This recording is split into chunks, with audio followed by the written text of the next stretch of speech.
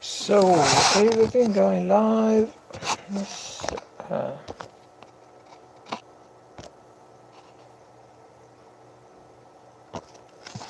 everything going live now. Everything going live.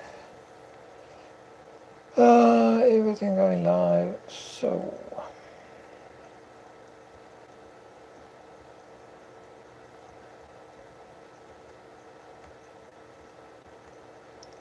So this is Islamic Watch report on the 1st of April 2019. Yesterday report it was a bit of a disaster because I started very late and then I actually I forgot to click one. I just forgot to click something. So instead of going live, I was basically just recording the stream, which then I uploaded after when I realized afterward when I realized my mistake. I uploaded the stream instead, and well, because it was already even later in the day, so obviously it was a bit of a disaster. And at the time, most people don't use Facebook anyway, so I mean, it was a bit of a disaster. But what I'm going to do today, I'm going to go straight into some. Instead of talking about targeting, which is I will later maybe try to find a way of bringing targeting, but I'm going straight to the latest Orwellian news, dystopian news, and some of the stuff I'm going to talk about today is quite amazing, including things like I don't know, many of you know that actually chemotherapy, one of the mainstay of the old substances used for chemotherapy for cancer is actually derived from the mustard gas, the chemical weapons, mustard gas, which was used during World War One. So actually, through the deployment of this gas during World War One, they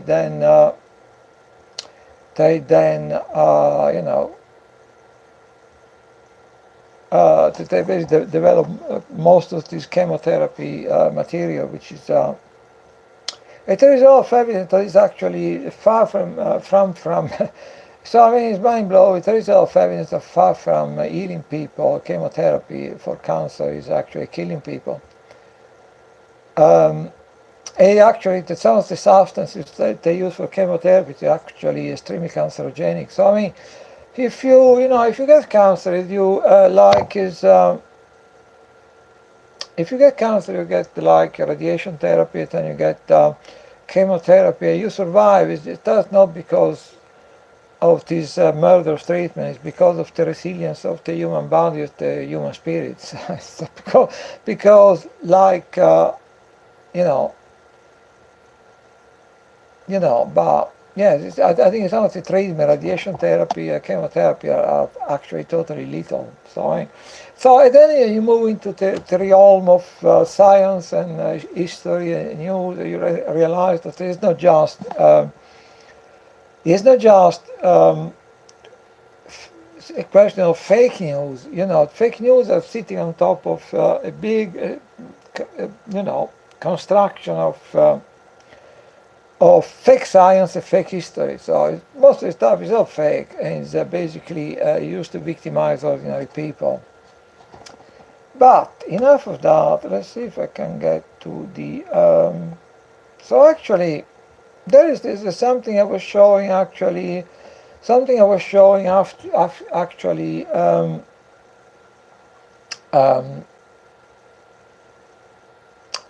At the end of yesterday's broadcast, which I think is coming up now, not entirely intentionally, but seeing that is there, I may say a few words about that. So in the past, I've always been very political since I was at university. And then at some point in the recent year, I felt the need to shed all kind of ideology. So I wouldn't like to, I mean, I rather not consider myself left or right. I rather not consider myself pro-Trump, anti-Trump, or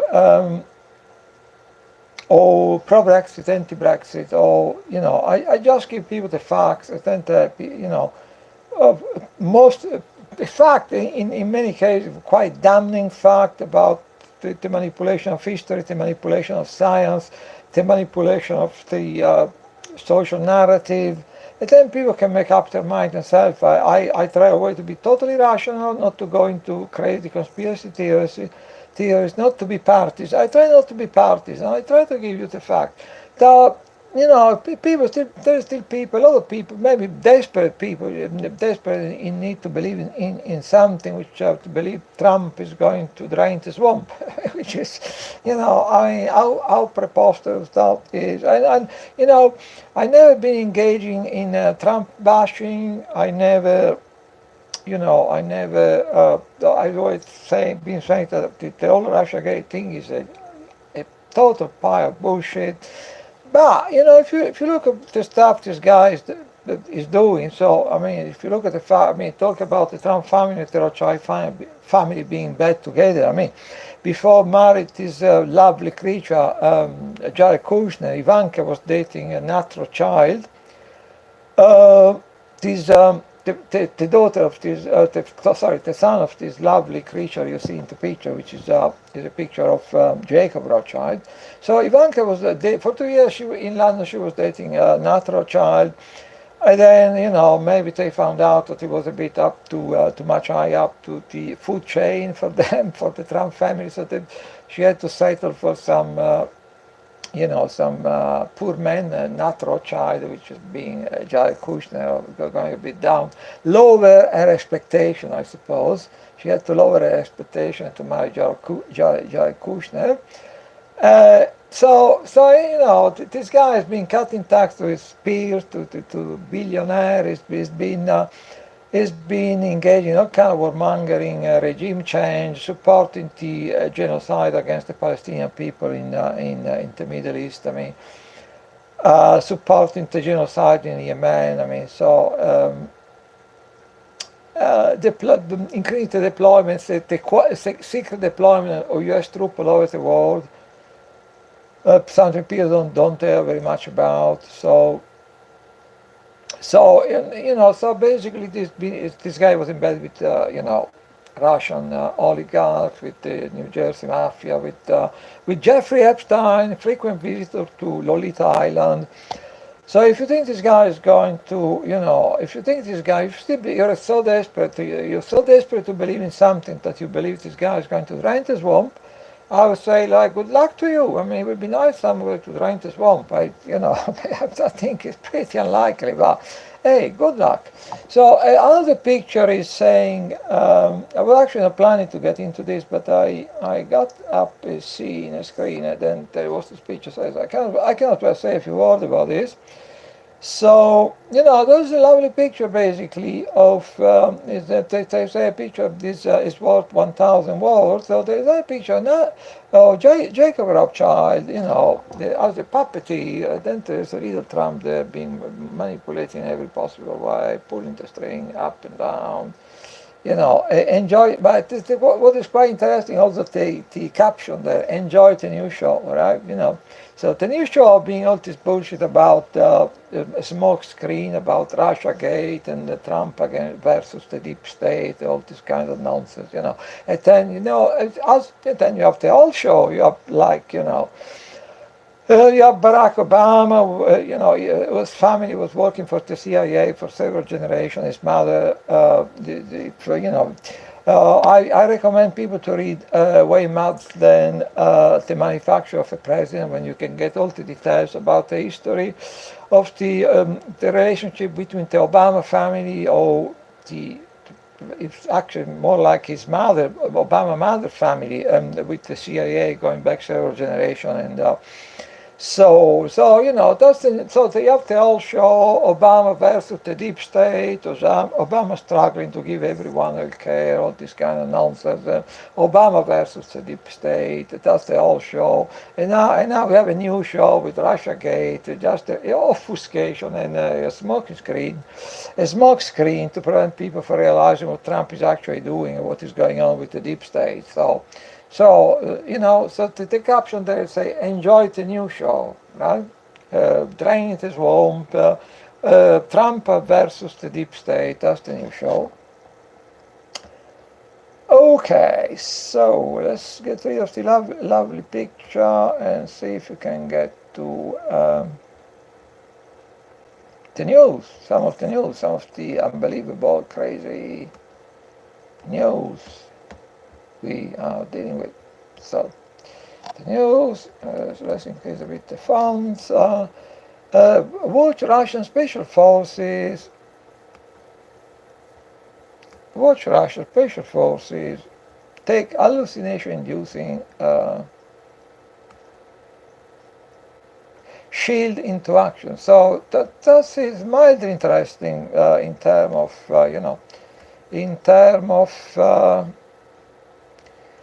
they developed this all this new technology, which is in many ways so even in mainstream media you get you get all kind of information now about things that the military and the deep state in various countries, the stuff they do. Some of it is almost strange that what actually we target individuals trying to explain to people, but so we get the information about some of this technology, then very quickly go down to memory hole. Even on mainstream media, but then if you try to, when we try to bring it up to talk about it, people say, "Oh, that's crazy, So even though it's a bit, if you may be talking about stuff which has been, you may be talking about stuff which has been actually,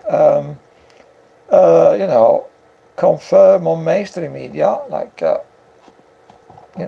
So it's a bit ironic that we had to rely on mainstream media to get lies to get something confirmed, but still, then there is the information is there for a few days, then it disappears down to memory hole, and then if after a while you try to explain to people to all this, that sounds crazy to me. You must be crazy. So there you go.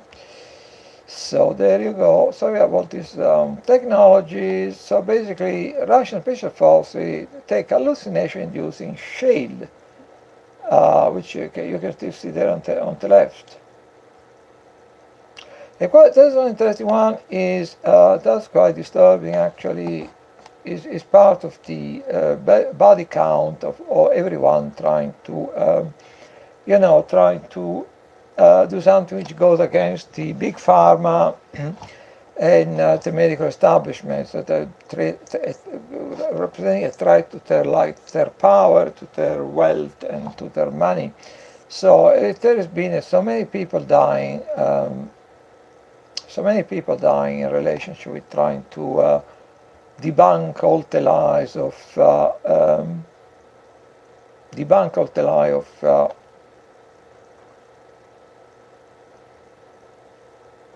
So we have this Grammy nominee making a documentary on a cure for cancer in days. He was murdered in broad daylight. But that is just feed into this, this thing which has been happening now for the body count of all these alternative doctor or even mainstream doctor, which is questioning the crime of their profession, or or alternative practitioners try to debunk the whole fake narrative about cancer and vaccine and stuff. And they've been dying like flies, basically. I don't want to be flippant, but they've been all. So it's like a massacre. So So the latest one to be murdered is this guy. It is a rapper called Nipsey Hussle, a Grammy-nominated rapper. They say he was an inspiration to all the great musicians and athletes. At the time of his death, he was working on a documentary following the life of Dr. Sebi, real name Alfredo Darrington Bauman, his alleged cure for cancer and AIDS. So another one, which is basically this Dr. Sebi or this Dr. Bauman, He was another one which was working on in debunking of the official racket narrative about cancer and AIDS and vaccines, and then he was murdered too. So as I say, it's a massacre. You know, all these alternative practitioners and or even mainstream doctor coming up with some blowing the whistle on what is really going with the medical profession, big pharma, is a massacre. You know, every week we heard about some new person being murdered. So Assel was murdered in broad daylight outside his clothing shop in Los Angeles. See if we can get maybe the original with a bit more picture and with the bells and the whistles. Right, so let's have a look. Just go down the page. So this was the rapper, I believe.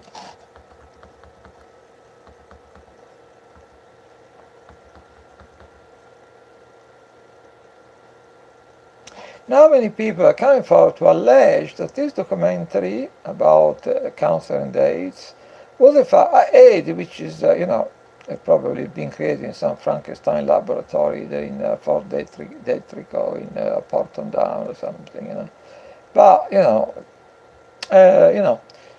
coming forward to allege that this documentary was a factor in Assel murder.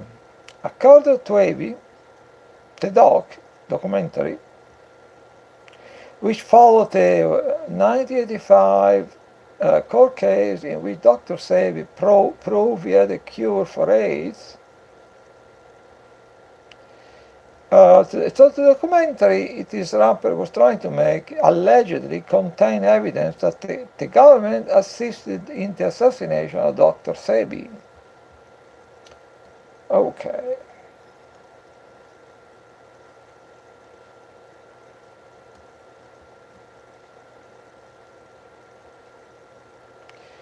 Assel, which is the name of the rapper, which is his artistic name, I suppose. Will was loved by many in the music and sport business. Just a couple of hours before being shot, as tweeted, having strong enemies is a blessing. I try not to digress too much, but there's some video there which has nothing to do with anything, but I am trying not to digress too much. Attacking actually reminiscent, or it's a bit reminiscent of what happened with the death of Dr. David Kelly, which basically was risking of with some of the things he was saying and with his whistle blowing. Dr. David Kelly at the it was actually. Risking to blow up all this bullshit story about the Iraqi weapon of mass destruction, and obviously we know how important for the terror financial banking cartel, the Zionist banking cartel to the invasion and the destruction of Iraq. So there was very a plank of their plans to create a greater Israel, etc. So basically, that's what. So Dr. Kelly at some point, it was at risk of blowing up the entire story about Iraqi weapon of mass destruction, and then then he had to die. He had to die, and he duly died. And it's quite interesting because, as I'm sure many of you know, Dr. Kelly, the official story is that he was taking a walk in the woods, and then. And then he take a few painkillers, so he cut his wrist with a little penknife, and he died. But the whole story, I mean, oh my God, there's so many contradictions in the story, and people, first responders saying that they didn't find any blood on the ground, and I mean, it's just, where do you start about this story? It's a joke. Really, and then, but the reason I'm bringing it up is because it reminds me what this rapper would say just before being shot dead. He made a tweet saying like having big enemies or strong enemies is like honor, like. So in a way, obviously, there was expressing the awareness that there were a lot of people breathing on his neck because of this documentary. So yeah, that's to me express. He was expressing he was aware that there were a lot of people breathing on his neck because of his intention of making this documentary. But it's so going back to Dr. Helly, something very similar happened because they were saying. That he was feeling depressed, that he was feeling suicidal. But the last email he sent to some friends, just before going for this fatal walk in the woods, he was actually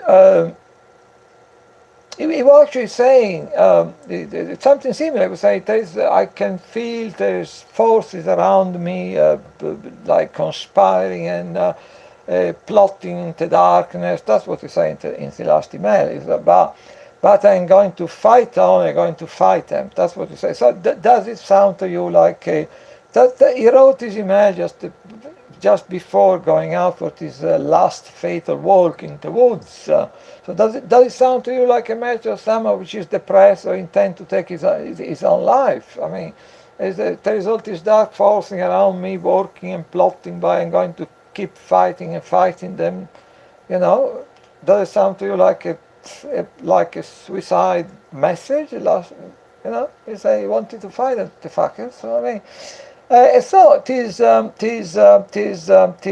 basically this trapper last tweet is having strong enemies is a blessing. So he was expressing the awareness, from my point of view at least, that he knew there were people around in the shadow plotting and conspiring and doing things, and so he was feeling all this stuff happening around him in the shadow, like Dr. David Kelly. So it's very similar to the message of, it's very similar to the last email reminiscent of the last email Dr. David Kelly wrote before being murdered in the woods.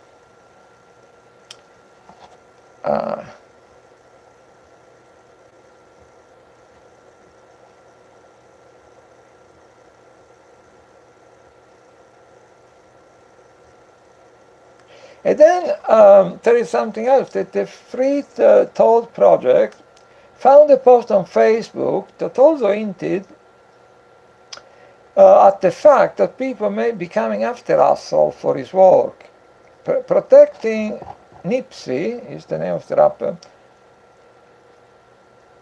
So it would encourage people to look after Nipsey, the rapper making the documentary on Dr. Sebi. And then this post, it was saying, if you're smart, you understand why this rapper needs protection. So there was a widespread awareness that. But then you say, in terms of, sadly, this protection didn't work. And now we get some. Oops. While Arthur was an amazing musician, in more recent years he had developed an interest in technology and community development. It also again reminiscent of something else, because like with the death of Max Pierce, with the death of Max Pierce, there's also all reminiscence all the people they constantly murder because they get in the way of their machination, basically. Also reminiscent of the death of Max Pierce, because Max Pierce, it was there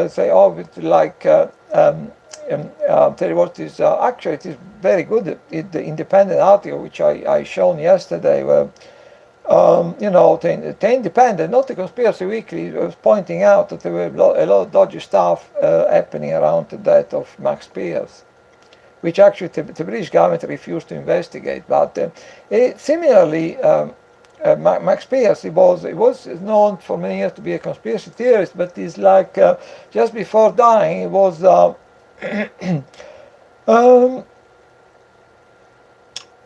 just before he died, there was like it was actually it's a number of concrete investigation into malfeasance and of the crimes and of the number of politicians and business people and stuff. So actually, that actually what he was doing. So like this rapper, in a way, he was focusing on the concrete crime, concrete malfeasance. They were trying to expose it. So let's see if we can go back. So that's the other reminiscent. Oops, no, that's not what I wanted to show you. Haha, for now. But so he was part of a team of 40 entrepreneurs who developed Destination. Let me have a look. Destination Crenshaw, an open-air museum devoted to honoring African American artistic achievement. So basically, the body count at the massacre against Nashville practitioner and everyone, getting in the way of this the criminal racket made up of the allopathic medicine and this criminal racket made up of allopathic medicine and the big pharma is, if you create a problem, you die. So that seems to be the message there. So again, I would say, what I'm saying is so basically, we don't just have totally fake mainstream media news. We have this stuff. It doesn't happen. This stuff doesn't happen in isolation. This stuff is all the fake mainstream news. They're resting on the bedrock of fake history and fake science, which a fake science is. Fake science can be totally lethal. But if I can go back,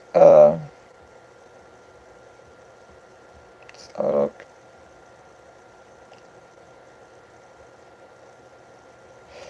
Five food medicine that could quite possibly save your life. What I like to say about. I think I become more and more convinced as I grow older or something that there is only one way of dealing. Apart from a few exceptions when you really may need allopathic medicine as the help of allopathic medicine, but if you want to remain healthy, is I think the best way, the main way to remain healthy is your lifestyle. Be true to yourself, be true to your belief, and also be very careful what you eat, because most of the stuff they're feeding us is just poisonous. So I think there may be instances when you may actually is expedient or advisable to work together with allopathic medicine. There's a number of instances. Yeah, absolutely. So I don't say allopathic medicine is a way to get rid of it. Never, have anything to do with it. But it's, the more I grow older, the more I become totally convinced that if you want to stay healthy, if you want to, the key is your lifestyle. Your belief. Try to understand what is really going on in the world, and try to be true to yourself. And be very careful what you eat, because most of the stuff they're feeding us is either by design or by accident is totally poisonous. Well, often quite by design, I believe. Well, anyway, let's go to have a look again at all the news, or rather snooze. Anti-vaxxer parents, all these parents which are genuinely concerned for very serious reason that they see what's happening to their kids, and they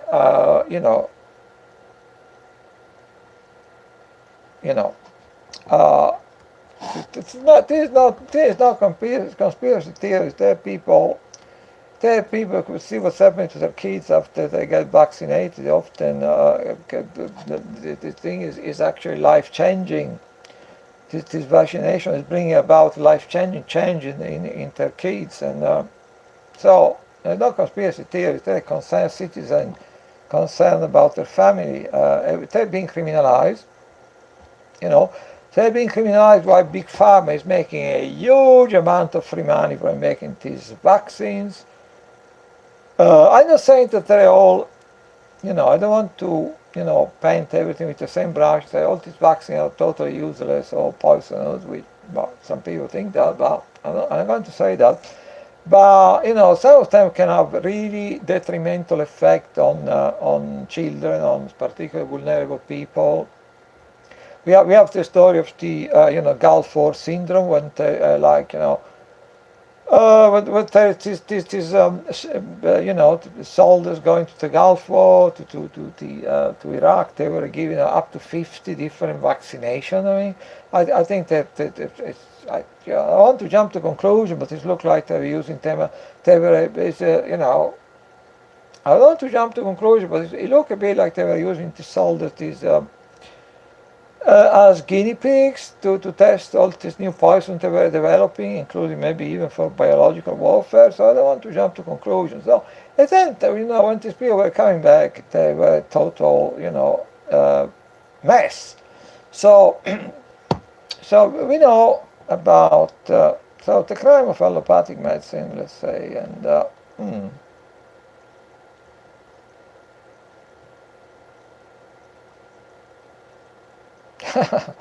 oh wow, yeah, there's some kind of joke there about the vaccination thing, but let's not go there. Why the state revels in crisis? Yeah, good, because they control us through, Why the state, national emergency, look at the picture. Why? Because it's revel in crisis because one of the main, why they control us. All the, you get a billion of people like all over the world which make choices, they do things which is, completely go against their basic human interests. So how do you get billion of people to do whatever you want? How do you get a billion of people all over the world to do whatever you want instead of what they want, what would be in their best interest? You control them. The best way to control them, you just control them, constantly banging on their head and getting them all the time, to get them to do what you want. You traumatize them very deeply, and then after that you can push around and move around and pull the string. So they control people through trauma, basically, right? So traumatizing, and then you're traumatizing people at the individual level, they're traumatizing people at social level, like with false flag events like 9/11, for instance, or shooting. I mean, I suppose you may say that some of these shootings are actually maybe genuine, done by people that totally deranged, but I think there is also a lot of evidence that these strange inconsistencies, like in Las Vegas, that there's a lot of witnesses that say, oh, actually shooting was happening in 3 or 4 or 5 different hotels, they have pictures, and the picture disappears, and they say they were shooting people from the helicopters, because this guy, I don't remember the name of the guy, he meant to kill all these people, but they people say, it seemed quite a task for one individual to kill all these people, but they say people spotted the helicopter firing on people from the sky, and there was all these helicopters flying at the time over the area. There's something strange about this helicopter because they didn't have any transponder, or it was impossible to identify them. So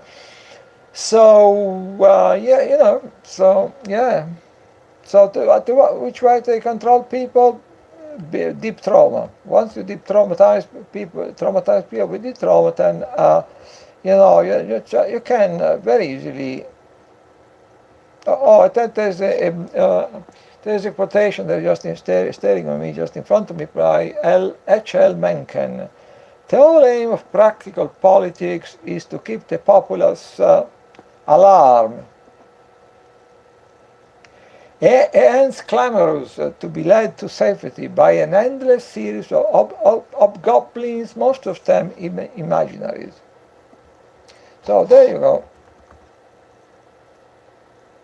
The fundamental task the state proclaimed to serve is that of protecting citizens from violence perpetrated amongst one another. For this is required a monopoly on violence. See, it's not a particular region, we know about this stuff, but The war on drugs, truly war on people, so it would appear that the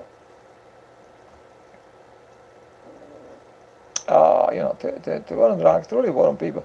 So it would appear that, I think it was during the Nixon presidency. I don't want to do any Nixon bashing or anything, I'm just stating this thing as a fact. It was there was started these standards of criminalized drug users. So and criminalized drug users rather than drug pushers or drug dealers. Criminalized drug dealers and drug users. But usually with drug dealers, they actually do deals with them and they use them. So let's say really criminalized drug users, because with the dealers, they all in bed together, the law enforcement, the intelligence community, all doing brisk business together. So, but so Nixon administration, Nixon presidency, they decided to start criminalizing the drug users, and now we have the situation when with people serving long sentences just for being found in possession of some cannabis or some Class A drug, and this is totally absurd. And basically, so and the end results of all this lovely situation is that at the moment, the United States, for instance, having with 4% of the world population is incarcerating 25% of the prison population. So for any, more than China, more than Iran, more in percentage terms, I mean. So more than all these other countries which are deemed to be authoritarian, or more than China, more than Russia, more than Iran or Venezuela, or in actual fact, when they completely destroyed Libya, and then they were quite surprised how few people they were in Gaddafi jail. So it was supposed to be like this horrible authoritarian regime in Libya. It turned out that they destroyed the country. They were quite taken aback by the fact that there were very few people in Gaddafi jail in Libya. So But anyway, as I was saying, like the United States, with 4% of the world population, they have 25% of the world prison population. So it means for any person incarcerated in the world, one out of four is in the United States. So this article is saying like the war on drug is truly a war on people. Yeah, absolutely. There's one of the many ways. Like one of the ways, everything they do is a war on ordinary people. I mean, if truth be told about unreported vaccine adverse reaction, so that's again, which is a very dangerous ground, because they can. If you start talking about vaccine, they say, "Oh, you're endangering the blah blah blah," and so they come after you. So. Path to World War III, a lot of people think that actually what a lot of stuff happening at the moment is actually leading to another major world war. Are you serious, Mr. Zuckerberg? So that's about Mark Zuckerberg is saying, like, he's saying, like, you say, oh, why don't we work to? I think just to get rid of all the main thing is saying, like, oh, there's all these people are criticizing what we do, so why don't we start working really together with the state to censor people and see what is acceptable and what is not, or something. So that's what you seem to be saying, like,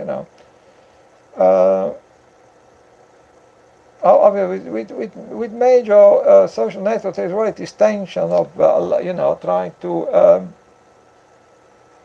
allow a certain degree of freedom of speech to encourage the punters to partake in this wondrous. And then there is the tension of, like, this, at the same time, this social network totally in bed with the deep state and with the intelligence community and the establishments. Also, there's this conflict to allow people some freedom of speech to encourage the panther in taking part of the fun and frolics, but at the same time, all of these organizations are deeply embedded with the deep state, with the state. So there's in a way, the monetary or money thing, like try to get the panther to join in, but then there's also the thing about controlling the narrative as part of the deep state. So there's always this kind of tension. That Mark Zuckerberg seems to be saying, okay, saying that there's this tension, saying to this establishment, with the state, to say like, think that we're dealing with it, and help us out, and let's try to create like some kind of soft police state which is going to suit and make everyone happy or something. Let's work together to create some sort of soft police state with, and there we go.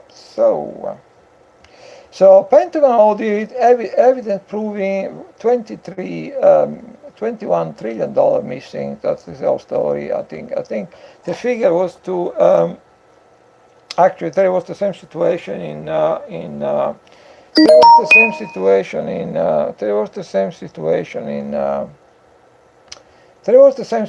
just before 9/11. The only difference that there was just 2.3 trillion missing from the Pentagon budget. And then, they just used this missile to just blow up this section of the Pentagon, and all these accountants try to figure out what happened to the money. So all the records were destroyed. And then everyone got distracted by the 9/11 false flag, and then the story of the 2.3 trillion missing by from the Pentagon budget at the time completely disappeared down the memory hole. But now things have moved on since then, and now apparently the money missing is actually more like 21 trillion, which is the equivalent of the federal deficit of the U.S. government. So with this kind of money, you can completely balance out the books for the with the federal budget. But they are gone apparently. It's quite interesting because you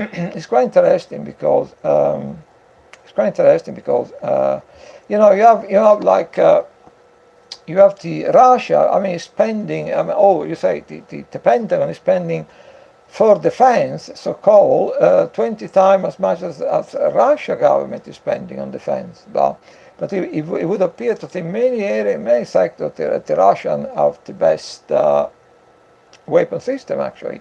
And why is that? There are several reasons.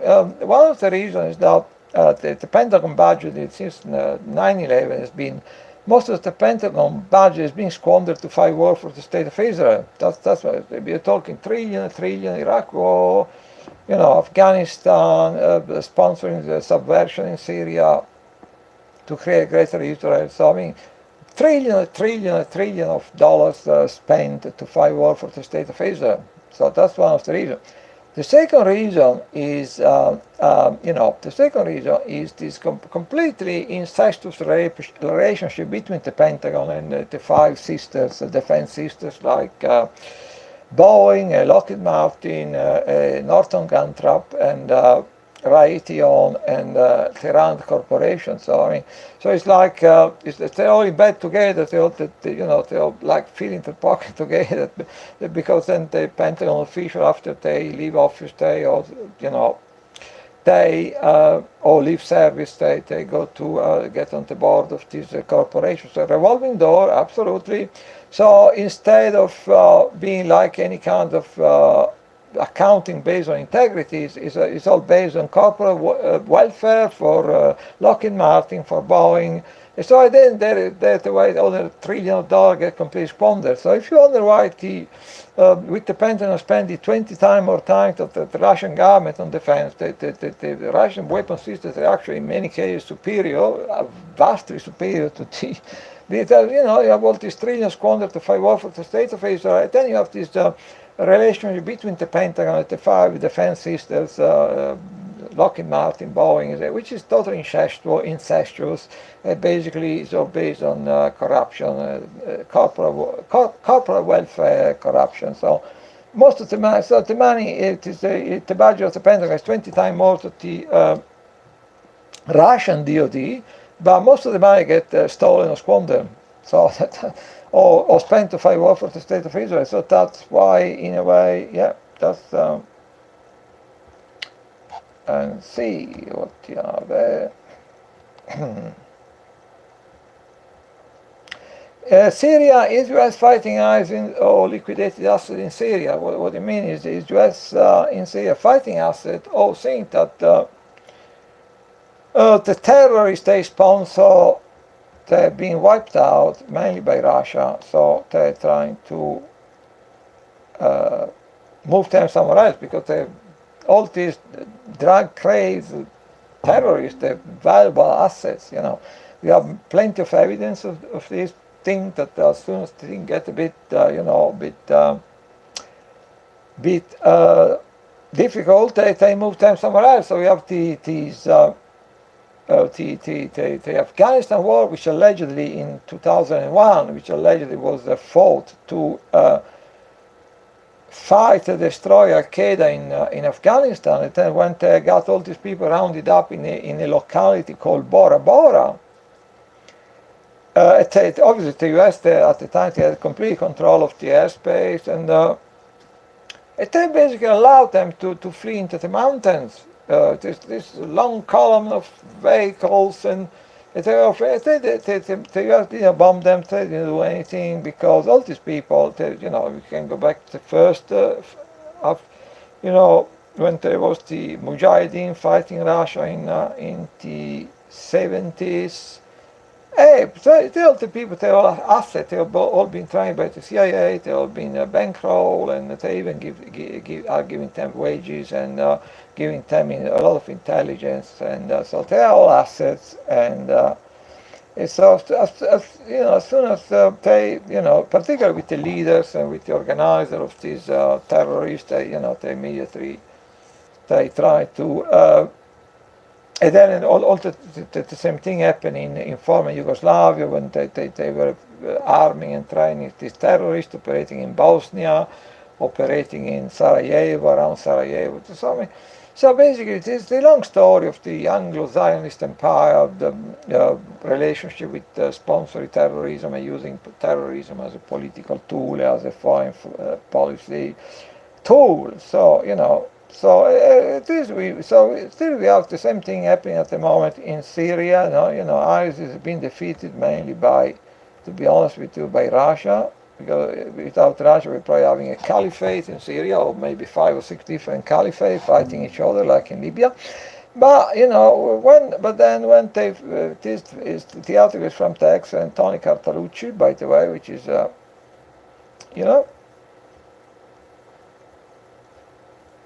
that the final stronghold of the self-proclaimed Islamic State residing in US-occupied territory in Syria, say it all. Yeah, they're giving them protection, come on.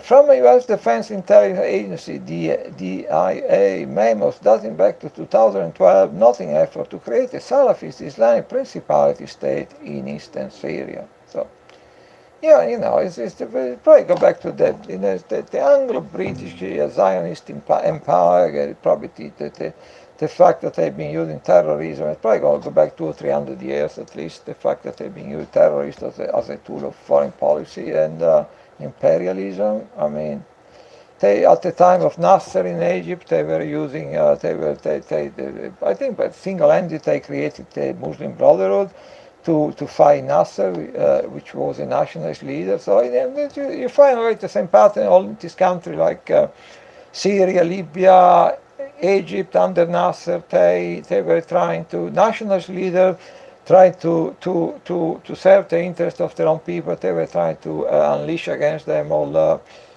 fundamentalist religious fanatics and terrorists, and arming them. So you will find the same. They have paper, the CIA paper, the Pentagon paper saying openly that they are doing this stuff. That they plan to use religious fundamentalists to fight nationalist leaders. They have even paper books, probably, that they do it by numbers, manual on how to do all this stuff. So, So what else we have there?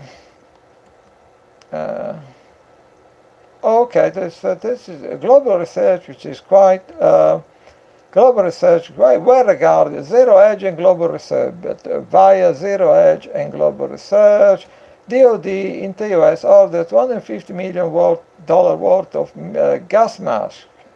What do they know? So, well, good luck. I mean, good luck. beyond censorship. What's this? Beyond. Yeah, I mean, that's a bit life is interesting. But beyond censorship, destroying free thought online. There is a lovely picture there I would like to show you. Okay. Beyond censorship, destroying free thought online.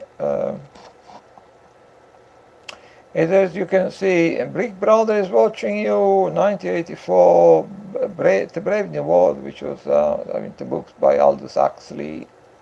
So anyway, you may say what you are living at the moment is a mix of George Orwell, 1984, and Aldous Huxley, A Brave New World, basically. And there was Fahrenheit 451, which went referring to the novel made into a film later, which was basically describing a dystopian future where people were forbidden from reading and possessing books. So if you have a book, first they burn the book and then they burn you or something similar. So, yeah. But also, I think what I find interesting in this article, it seems to hint at something which I believe is quite important, which is all through this censorship and the demonization of anyone saying certain things, like for instance saying things about vaccine, or saying things about the Holocaust, or saying things about whatever. Or asking people just asking questions about what's really going on with vaccine, what really happened with the Holocaust, this kind of stuff. You are in big trouble, and then there all this big racket of political correctness, which is basically, is apparently. So in a way, what's happening at some point is just, it's not just controlling what people are allowed to say. After a while, it becomes controlling about people feel allowed to think, because there is a lot of political correctness, there is a lot of shame involved in political correctness, shaming people for thinking certain things or for saying certain things. So in a way, it's just something, all this stuff at some point get introjected psychologically, and then it will come to a day when people no longer allowed to say certain things. They probably start feel ashamed or even thinking certain things. So this is why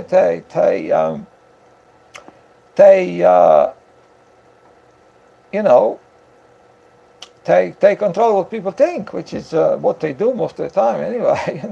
Through the mainstream media, brainwashing, and watching mindless entertainment, etc., etc. There is this interesting. There is in the pipeline in China. Please don't think that what they do in China with social credit doesn't have anything to do with us, because most of this stuff is being done together with Google. All this stuff has been developed together with all the Silicon Valley criminals. So I mean, that's China, nothing to do with us. Oh yeah.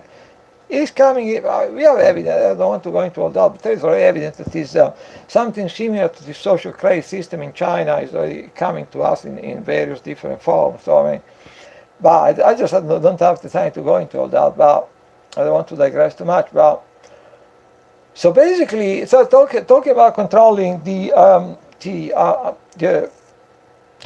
controlling people thought process. I mean, the target individuals, they probably know a lot about this stuff, and I don't want to go into all that. So we understand what I'm saying.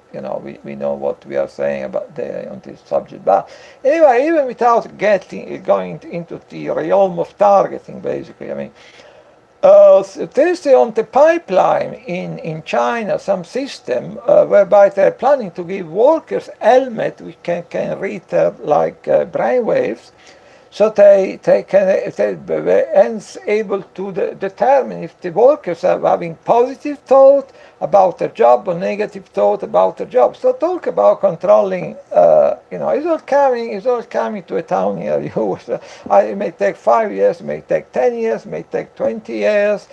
But don't think this stuff is just concerning China, because all the similar stuff is happening all over us. All around us, so it's already happening all around us. I don't even talk about target individual. I'm talking about information you may find on mainstream media. But, so let's go back there and see what else I have for you in terms of news. Okay.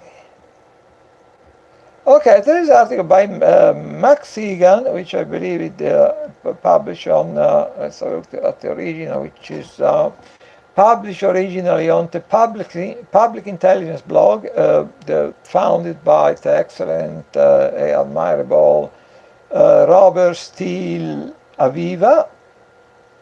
And basically, Max Egan, I think, is been quite consistent in pointing out all the contradiction and the absurdity of the official version of, official version of what happened in Christchurch. And obviously, been getting, I understand, enormous amount of grief for his trouble. I mean, it's been banned by all the platforms and demonized and the rest. Then one of the things they say usually is like, oh, if you question what happened on that certain events, you are disrespecting the victims. It seems to me. I mean, I may be naive. It seems to me that there's been some horrific, episode of violence which been taking the life of a large number of people. It seems to me that the best way of respecting the victim is to find out what really happened there, right? But I may be naive. Obviously, that's what not most people think. But it's quite interesting to notice that if you go back to 9/11, if you talk to the family of the victims still today, there's probably, I would say, to the best of my knowledge, maybe 80% of the family member of the victim of 9/11 which totally questions the official version, right? Then I would say, if you go to the first, then there was a number of people actually, all these people were saying, oh, we had huge explosion and similar thing, witnesses and whistleblowers, they have been dying like flies, so they're probably all dead now. So the people were quite vocal in questioning the official version of what happened on 9/11. Usually, I heard a loud explosion. Then after a couple of weeks, they were getting suicided or something strange was happening to them, and they died. And in sometimes rather strange, very unexplainable circumstances or implausible circumstances, they were taken care of, and they died. But then if you talk with the first responder, which by now they're all dead anyway, because most of the first 9/11 first responders, they're like great majority of the time they've been developing all kinds of strange form of cancer or strange disease or for being exposed with all kinds of radiation and chemical and unbelievable things, which are not supposed to be there. This stuff was never there. This stuff was never supposed to be there, but all these people, they been catching all kind of exotic disease and dying like fly, all the first responders. So if the few still alive, they've not been decimated by all the stuff which was around 9/11 at the time, chemical, radiation, God knows, and what they've been up to. But the few first responders, 9/11 first responders still alive, they say there's not 80%. 100%, they all question the official version of what happened on today. So I mean, they say, but this is like they're very good of like this kind of emotional blackmail. So if you have some rational question about what happened on 9/11, what happened on Christchurch, what happened in Las Vegas, so they run out of argument, or if they're not decided to kill you yet, so they're not ready to kill you yet, so they resort to some kind of emotional blackmail, like, oh, you're disrespecting the victim. Even in this country, there is a guy called Matt Campbell, whose brother died in 9/11 in London. Matt Campbell lived in London. And it's been, since 9/11, he's been working tirelessly to try to debunk the official version of 9/11. So, and he was working with Michael Meacher, this Labour MP, which was a close ally of Jeremy Corbyn. Then Michael Meacher has been campaigning tirelessly too, since 9/11 to try to debunk the official version. He was a close ally. And friend of Jeremy Corbyn. So as soon as Jeremy Corbyn got elected as leader of the Labour Party for the first time, Michael Meacher at the time was busy doing things like organized meeting in the House of Parliament about debunking of the official version of 9/11 and similar things. So, but as soon as Jeremy Corbyn became leader of the Labour Party, a few weeks later, Michael Meacher, died. So quite conveniently died. And there was this link between Jeremy Corbyn and Michael Meacher. Michael Meacher had been campaigning for some 18 years or 17 years to expose debunk the official version of 9/11. After Jeremy Corbyn got elected as leader of the Labour Party, Michael Meacher, close friend and political ally, died of a sudden illness. No one is the wiser what he really died from. So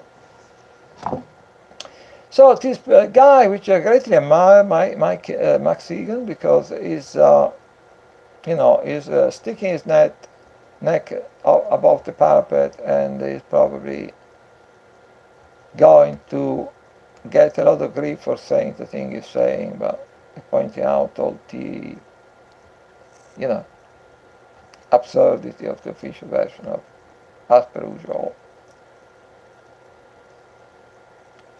Oh, there is something which I sign and see if you can view the original, a petition which is being signed by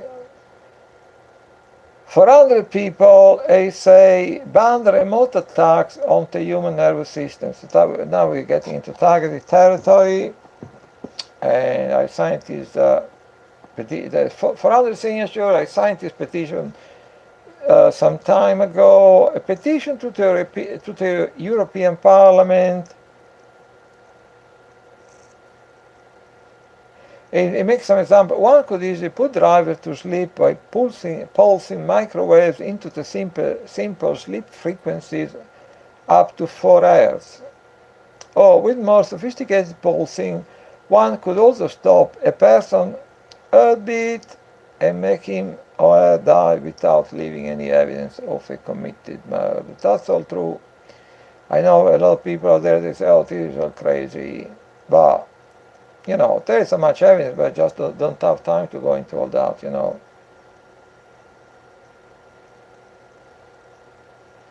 So basically they say ban these. So saying to them, I will advise everyone, I don't know, a lot of people think targeting individuals are crazy, but I will advise everyone to help out about a scientist petition to the European Parliament, 400 signatures already, ban remote attacks on the human nervous system. So that's, bring me back into the targeting. So I'm going to say just a few words, without digressing too much, I'm going to say a few words about targeting. What is targeting? Targeting is singling out people, not because of their importance, but we have maybe a few thousand people all over the world being subjected to this stuff. Singling out people not because of their importance, but because they're considered to make quite good guinea pigs, or because they may be vulnerable, because they may be isolated, because there may be some sort of opportunistic target, because they may have been crossing the wrong person. So singling out a few thousand people from all over the world, then targeting them with total character assassination, 24/7 harassment, and when people are at home, bombarding and torturing them with direct energy microwave weapons. And so, and then I can go on forever giving you all the evidence about this weapon, how they've been used on the women at Green and Common, on the U.S. diplomat in the Moscow embassy in the old Soviet Union. They have been used for crowd control, sonic gun, ADS, active denial system, the diplomats recently, Canadian and American diplomat in Cuba and China. I can go and I can talk to you about the Frey effect, all this, that is all scientific, and then it's a leader machine, how you can train the brain of the wave of the human brain. I can go on and on and on. People will still, you give people all the evidence. When you are finished, people say, oh, I think all this is crazy. So, but anyway,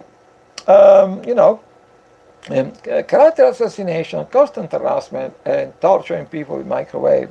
And people say, oh, this sounds crazy to me. Why they would do that to you? Why they would bother to do that to anyone? What they're putting all these different things which seem to me quite disparate and unconnecting together. Character assassination,— torturing people in microwave seem all crazy to me. The reason is they are doing this to a few thousand individuals. Actually, we are very vocal online. So if you like, I mean, if you were to do a search for expression like organized stalking, electronic harassment, you find on Google, you find the region of like 100,000 of entries, most of them made by the victim. Even though we have a few supporters in the alternative media, in the whistleblowing community, in the activism community.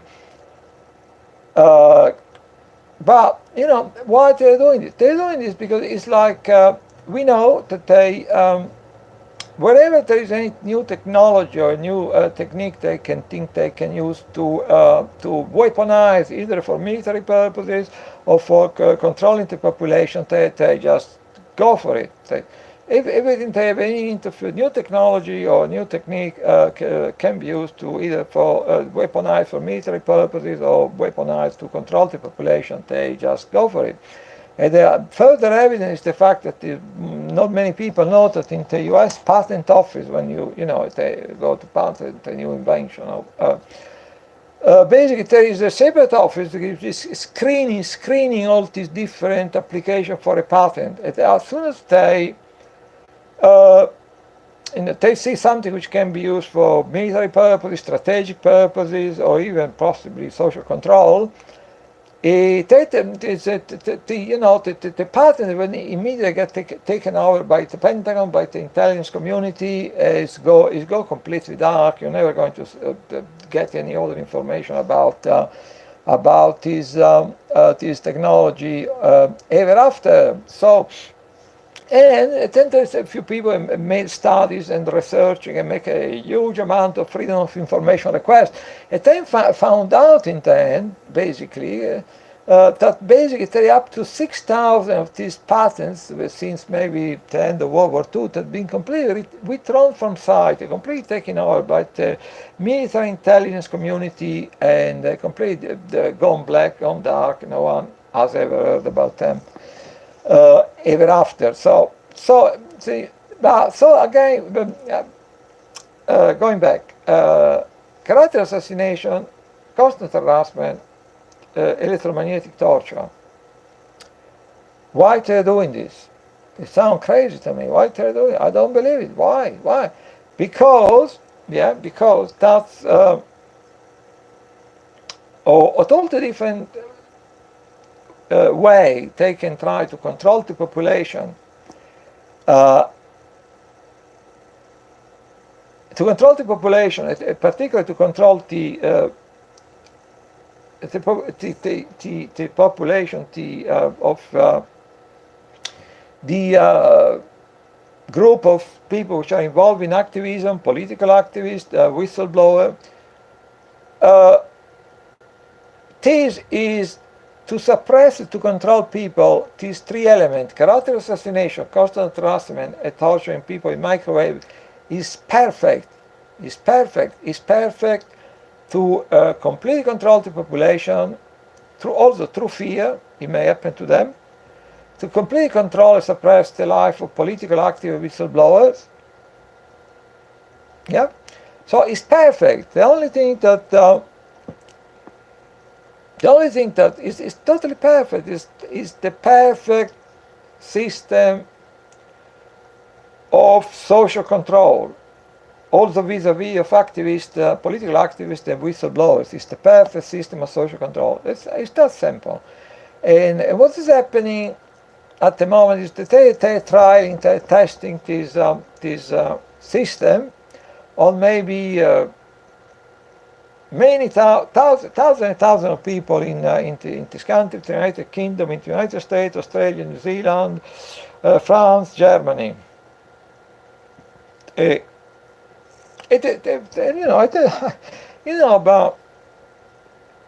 we are very vocal. We also, there's thousands of us all over the internet. We all saying the same identical thing, but there is this cognitive dissonance whereby people believe what they're being told by the BBC, by the various newspaper or toilet paper, and they, then they may have things just sitting just in front of their very nose, but they don't exist because it's not part of the official narrative. So they have this cognitive dissonance. There is a huge amount of information technical information, historic information about what's happening to us. There's the thousands of people saying the same identical things, but it doesn't register. It doesn't exist. It doesn't exist. And now we have, like we've been saying for maybe some 20, 30 years, now they start slowly rolling out this kind of system against political activists, very cautiously, because with all the stuff happening at the moment, they're also very much afraid of some kind of backlash. Very cautiously, but we can see, like we've been saying this thing for 20, 30 years, you political activists, you don't want to know, you political activist or whistleblower, you're going to be next. And now it's happening. It started to happen slowly, and then you hear some of the unbelievable thing which happened to some political activists. Like the other day I was reading in the report, I was reading some statement from the political activist in Bristol, in this country.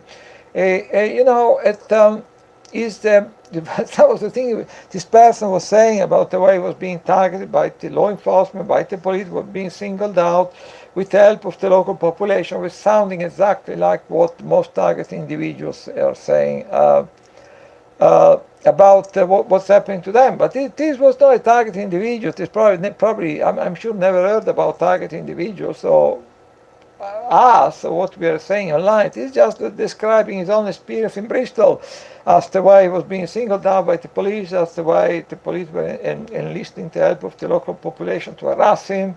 And this was a political activist. He was not a targeted individual. He probably doesn't even heard about targeting individuals his entire life. He was a political activist. We heard about this guy Patrick Roddy, I think, in the United States. He was an activist against geoengineering and chemtrails, all this horrible stuff that you know, I was talking about chemtrail a few years ago. They say you are crazy. Now, in the last couple of years, all the government scientists have been coming out and say, like, oh, of course we are doing this stuff. It's mainly aluminum particle we are spreading all over the place to counter climate change, so they say. Totally above board, nothing sinister. But we have plenty of evidence from all over the world that they're spraying viruses, bacteria, all kinds of poisonous heavy metals, all that is metal, all this metal increase if you breathe in all this nanoparticle about heavy metal nanoparticle, increase the conductivity of your nervous system. So if they then want to mess around with your head by targeting you with microwave weapon, that is makes so much easier if you have been breathing in all this nanoparticle, heavy metal nanoparticle. That's an interesting side story. But so is Patrick Roddy, again, this activist against geoengineering or chemtrails, and no indication that this guy did have anything to do with the target individual. But what he described, being down to himself, is exactly what a lot of targeting individuals is describing. So what we have been saying for the last 20, 30 years, we are testing this stuff on us, and when they are going to feel ready, they're going to start rolling out on political active whistleblower. Just look at what all the stuff they're doing to Julian Assange at the Ecuadorian embassy anyway. I was there actually outside there on Friday with Kieran O'Reilly and other people. So, why they're doing this? Why you think they're so important? No, we're not important. We are guinea pigs. They're creating a template, a method, comprised of total character assassination, constant harassment, and torturing people in microwave. Yeah? And why they're doing it? Because it's perfect to suppress and control political activity, whistleblower, anyone causing trouble for them. Right? And they're already starting to roll it out. They're very cautious because there is a lot of stuff going on in the world. There's the Yellow Vest in France.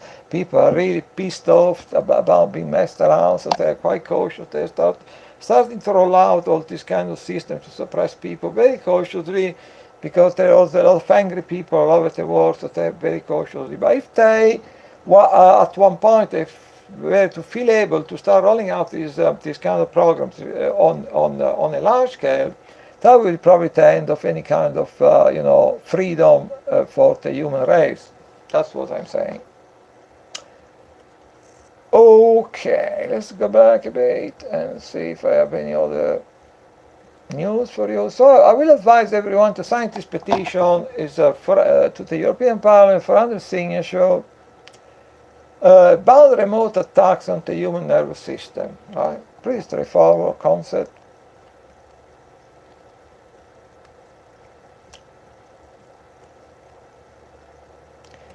9/11 truth still struggling for official recognition of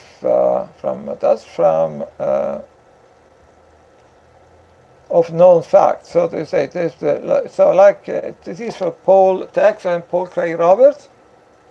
I don't agree with everything Paul Craig says, but I think is a man of great integrity.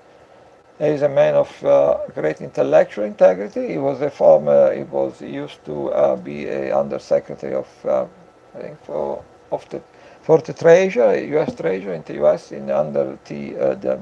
as part of the Reagan administration a long time ago. He's a man of, I don't agree with everything he says, but I think he's a man of great integrity, a great intellectual integrity. So what we're saying is that basically there is so many, so this a website you may have heard about, Architects and Engineers for 11 Truth. There was this article, FBI accused of omitting evidence from 9/11 report. My God, omitting evidence. After 9/11, they were talk about omitting evidence. After 9/11, they were all over the bleeding place, trying to destroy the evidence. I mean, they shipped some of the debris there to China, to wherever. I mean, it was a colossal cover-up. They were desperate, talk about omitting evidence. They were like, it was a 24/7 effort for several months to destroy all the evidence. Talk about omitting the evidence. So, they did the unbelievable thing just to try desperate to destroy the evidence. And all the whistleblower, there was all these whistleblower witnesses that they were saying, bringing forward different stories and which were not consistent with the official narrative. They have been dying like flies, being suicided. A lot of them they committed suicide, and there you go. So talk about omitting evidence. That was one of the biggest colossal cover-up in human history there, and talk about omitting evidence. But anyway, it's quite interesting that this architect and engineer from 9/11 Truth, they was trying to publish something about, the article of they were trying to publish this article titled FBI accused of omitting evidence. Omitting omitting evidence. Okay, so from 9/11 report, and this was basically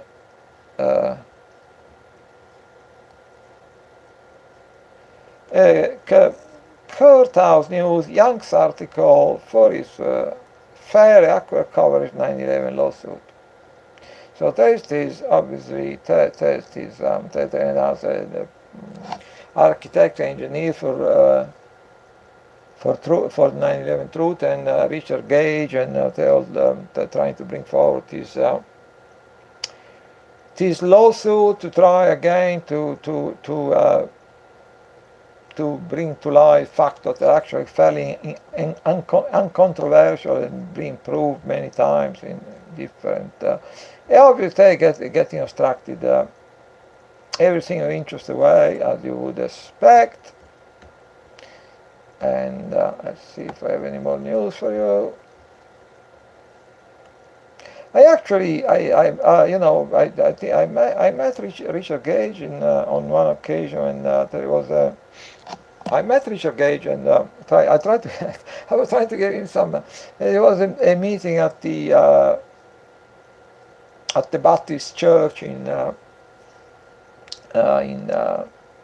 close to Holborn, and just on Shaftesbury Avenue in London. And then I saw there was a lot of people I knew there. I had the chance to meet briefly Richard Gage, I was actually trying to give him some of our literature about targeting at the time,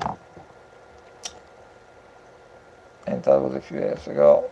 Richard Gage coming to London, and that was the time when I was trying to give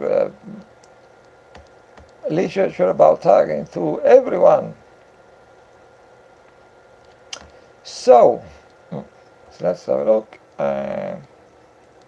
So you have this thing quite common at the moment. Is the way it is. One day you have a social networking account, the next day it's gone.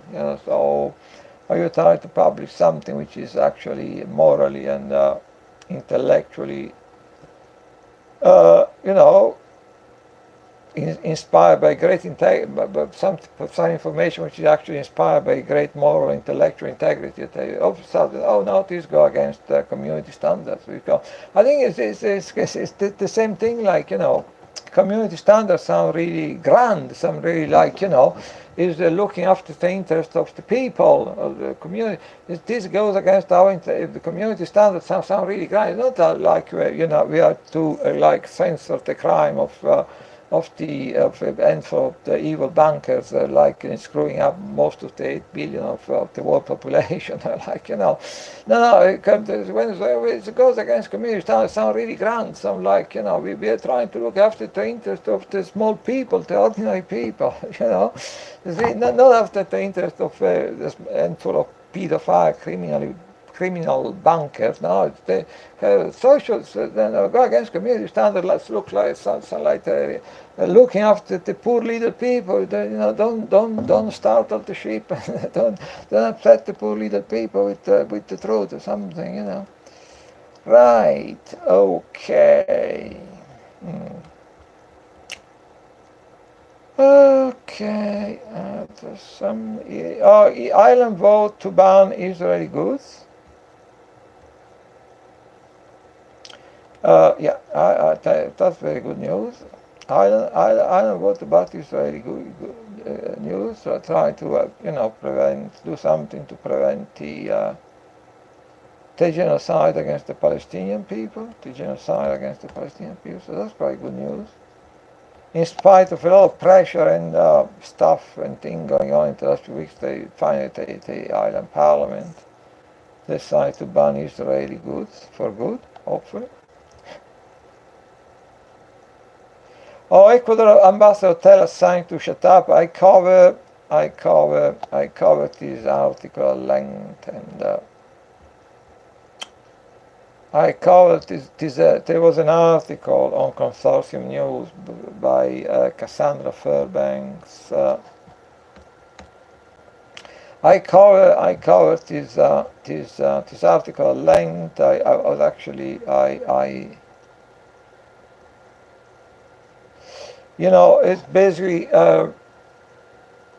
Cassandra Fairbanks, and she, I think it was on Monday, actually last Monday, a week ago, she came to London. She's a US journalist. She came to London. She flew into London to meet with Julian Assange at the Ecuadorian embassy, and then she got there, and is a number of she described in an article on Consortium News a number of totally surreal events that followed, and so she was preventing I don't have time to go into all that, but basically it was totally surreal, and then all the kind of restrictions, but beyond the Orwellian restrictions that the journalist and Julian Assange, before he could enter the conference room and meet Cassandra, they asked him to use a metal detector to scan him, to make sure that he was not bringing any phone or any. So it was totally surreal. Then I end up with a shouting match between the Julian and the new ambassador to London, which is a new one, because the old one, which was a friend of Julian, was conveniently removed a few months ago, and so replaced with this new ambassador.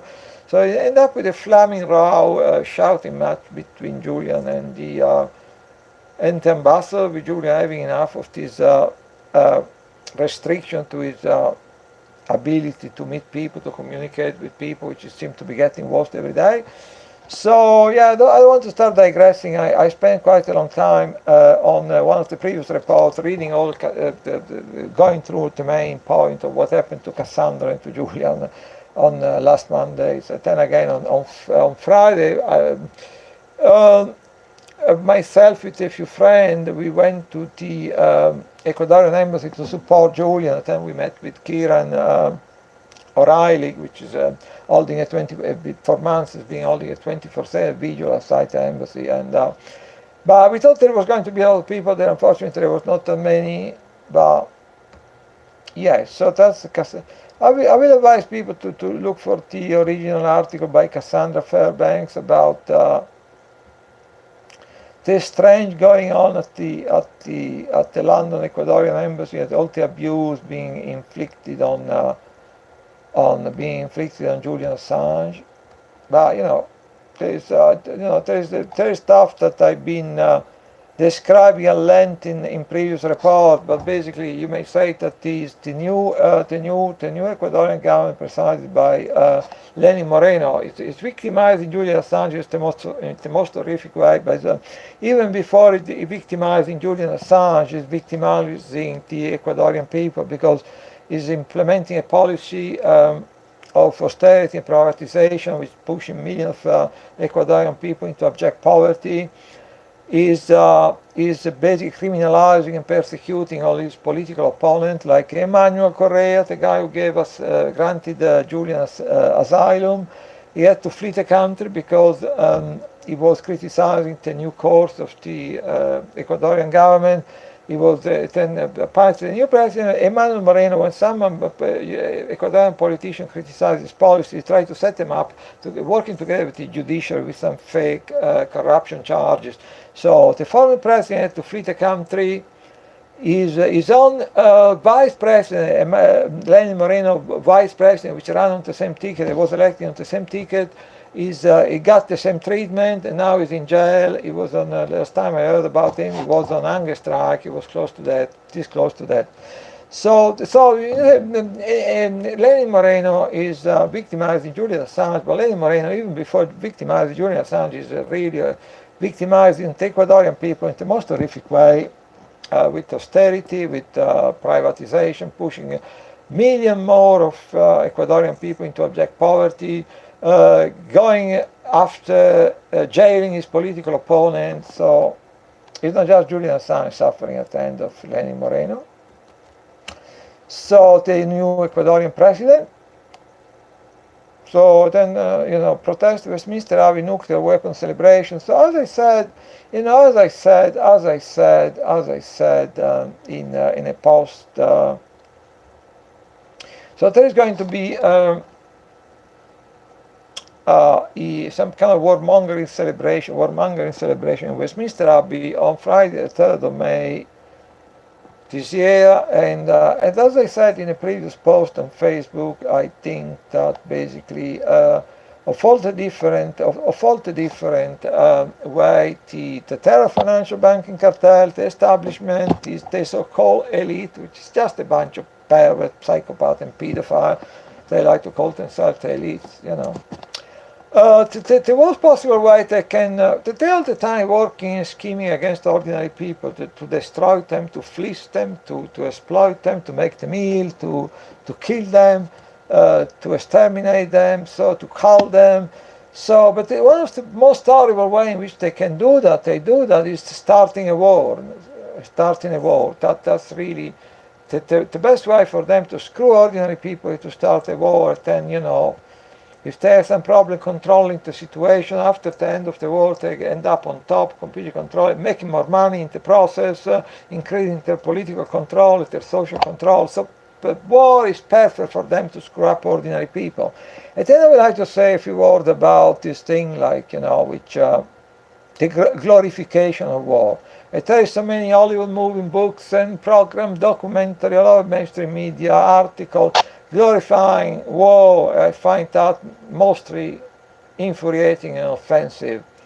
And all the sheep, all the lapping up all this bullshit.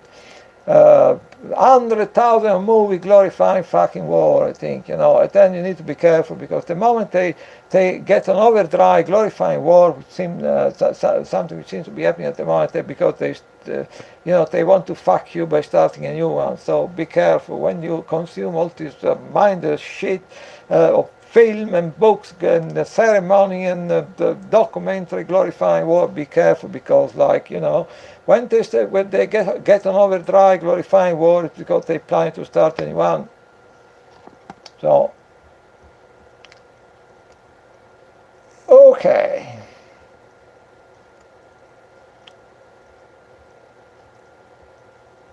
Okay, this is the thing which is quite intuitive. It's nothing terribly new. But anyway, US Telecom sold precise user location data to bounty hunters and others, I suppose.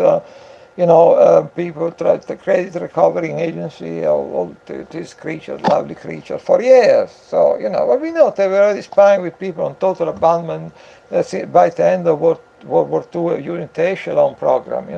Only thing that were then limiting their spying and snooping was the fact that they had to deal with some technical issues and technical limitation. But even by the end of World War II, they were already spying on all and sundry telephone communication and the rest of it using the echelon program. So Five Eyes, all the rest of it. So nothing new there. It may be surprising for the sheeple, but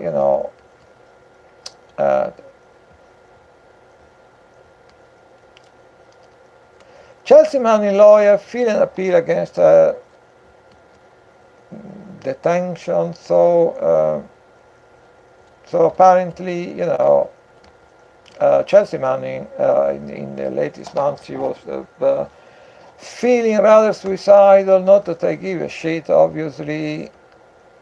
Not that I give a shit, obviously. So she's in solitary confinement again. And basically, she's in solitary confinement again, and basically, let's see if you can see a picture of Chelsea there. But basically, what's happening there, let me explain to you what's happening there, because people may not understand what's happening there. So it's very straightforward, right? So they tried to pressure and blackmail Chelsea because they're still going after this narrative, which has been debunked thousands of times, Chelsea and Julian, they knew each other, and actually it was Julian was soliciting Chelsea for information because this narrative has been debunked a billion of times, total bullshit. But if they can pressure Chelsea into supporting this demented narrative, then they will be able to accuse, because they don't have anything against Julian Tate. Even though nowadays might is right, they would do whatever they want at every level.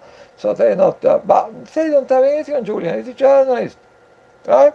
But if they can get maybe Chelsea or someone else to corroborate this narrative that Julian was actually soliciting information, they can then accuse Julian of espionage, which can carry a maximum death penalty, you see? And then, so that's the first part of the plan. Then they get the random Julian, and then can get all kind of information out of Julian, right? And then can destroy WikiLeaks, because WikiLeaks is one of the biggest threats to their power into the 20th, 21st century, because people think of the Iraq file and Chelsea Manning, but every day new file get uploaded to WikiLeaks from all over the world about malfeasance, corruption, pedophilia, you name it, the starting war, warmongering, regime change. It's constant stream of information. So if they can, get Chelsea Manning to try to pressure Chelsea Manning into lying about the relationship with Julian, then accuse Julian of espionage, they get a random Julian, they get Julian to talk and provide information, then destroy WikiLeaks. And one of the little way we still have to, so that will be the last nail in the coffin of freedom of information, basically, because WikiLeaks is one of the major threats to their power and to their control in the 20th and 21st century. But that's really the background story, what they're trying to do with Julian and with Chelsea Manning, the criminals. So what else I have for you?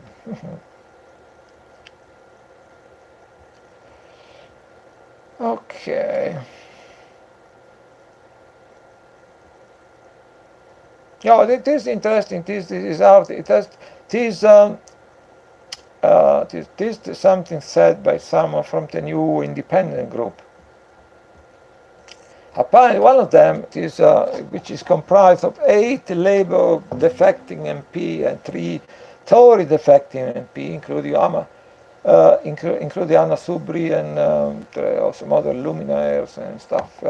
One of them said, Christ, the last thing the UK needs is an election, argue Change UK.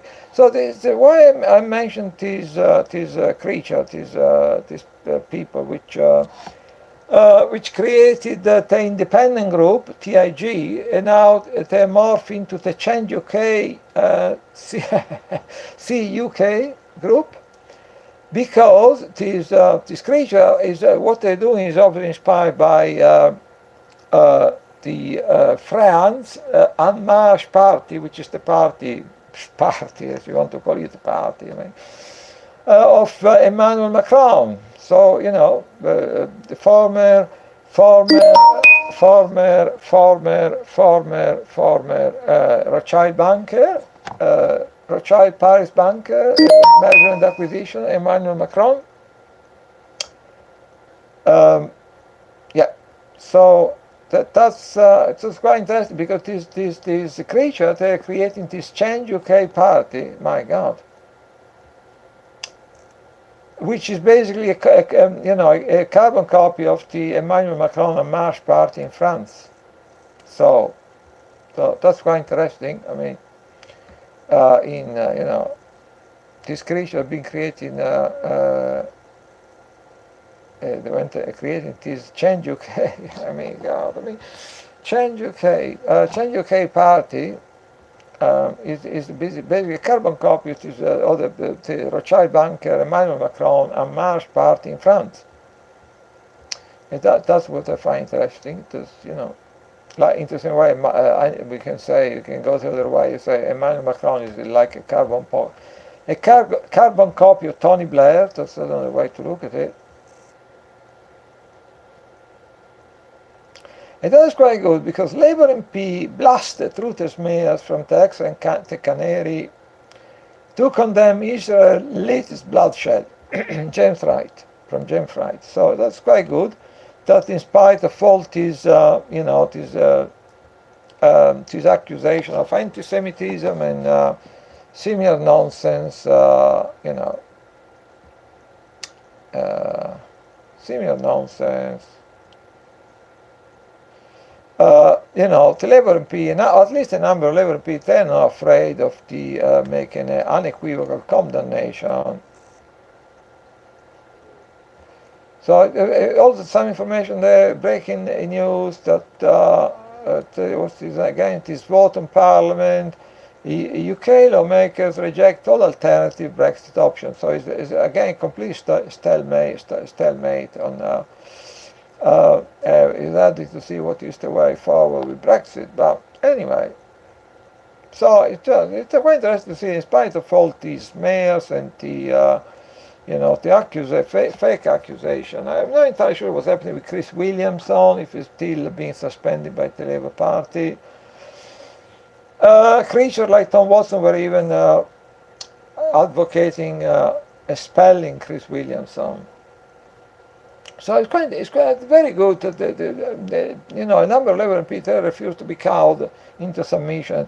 When the State of Israel commits some new genocidal crime, they're quite willing to speak out about it. We know that all this accusation about Jeremy Corbyn is all part of this spider web of the Institute for Statecraft, the Integrity Initiative, which some of it is that they also get money from the British government. They shouldn't, because there's so the propaganda activity which being financed with taxpayer money. And then we have all this the spider web of think tanks, NGO, AstroTurf, political group that they all try to basically, control the narrative in most countries in the world. They try to completely control the social and political narrative. They completely immediately try to discredit any politician which goes against establishment. They try to destroy any country, any government which try to work in the interest of their own people rather than the interest of the bankers. So we know where all these lies, smears about anti-Semitism they are coming from, vested interest, etc.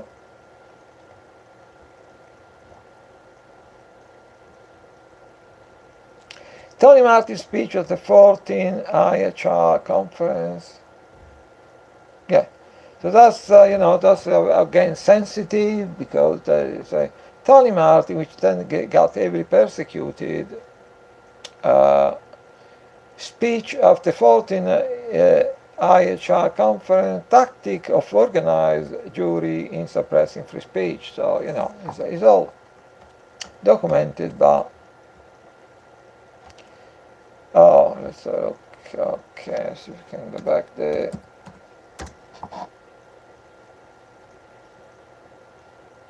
But the thing is,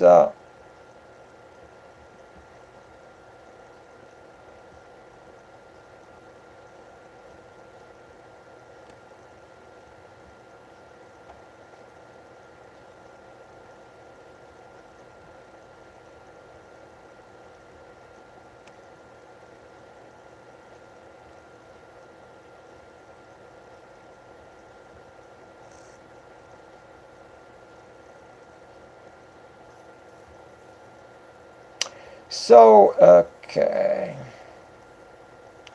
So then we have an article on Palantir Technologies, and the winding down of DCGS, which is basically all the complex of the various intelligence agencies of the Pentagon, of the DoD in the US.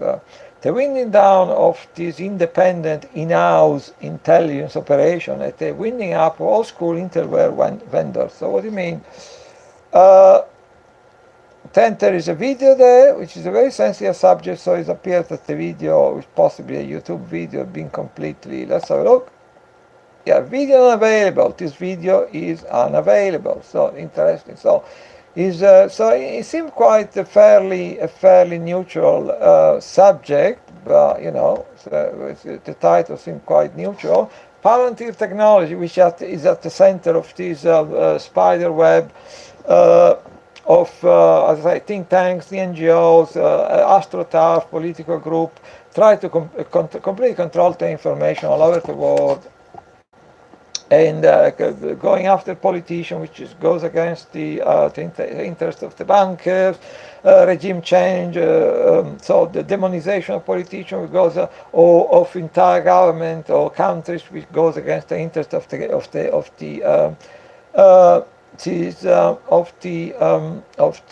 bankers. So Palantir Technology is very much emerging as one of the central node of this kind of network, of this kind of spider web. More on the side of collecting intelligence than on the side actually of controlling the information, but it's difficult to decide where one ends and the other one begins. So there was a video about this information, which you would say is a pretty neutral subject. It's not involved anti-Semitism or the Holocaust or vaccine, but it's been still, apparently this subject is quite sensitive to certain people because this video has been banned. So what's happening basically is what seems to be happening there is basically increasingly the privatization of defense, the privatization is, to make a long story short, what is referring to is increasing privatization of defense, private security contractors, private intelligence company, intelligence contractors. So it seems that increasingly what's leader of the defense intelligence being in the hand of the, for instance, in the U.S. or in being in the hand of the federal government, or is it happening the same in this country, in Europe, everywhere? The privatization of defense and defense, or defense and intelligence, right? So what little accountability we had in the past with with the defense and intelligence community, which are more or less considered to be part of the apparatus of the state, now is disappearing rapidly because everything is privatized, and possibly it is the Pentagon, for instance, in the US is relying more and more heavily on the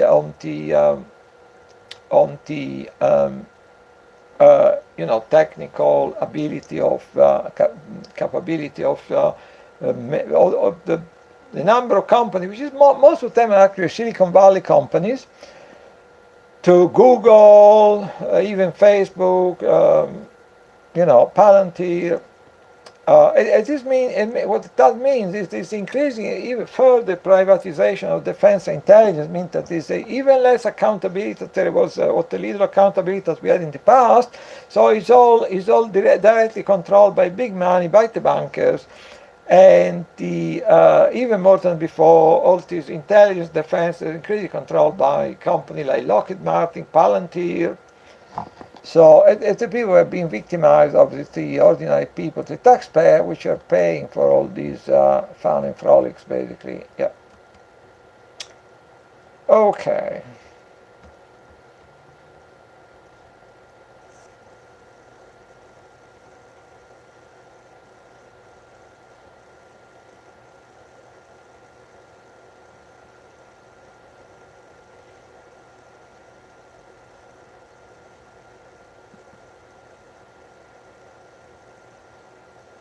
And then there is another article which is even more explicit. It's even more implicit. It's just what I was just telling you now. This article is even more explicit. It says the article says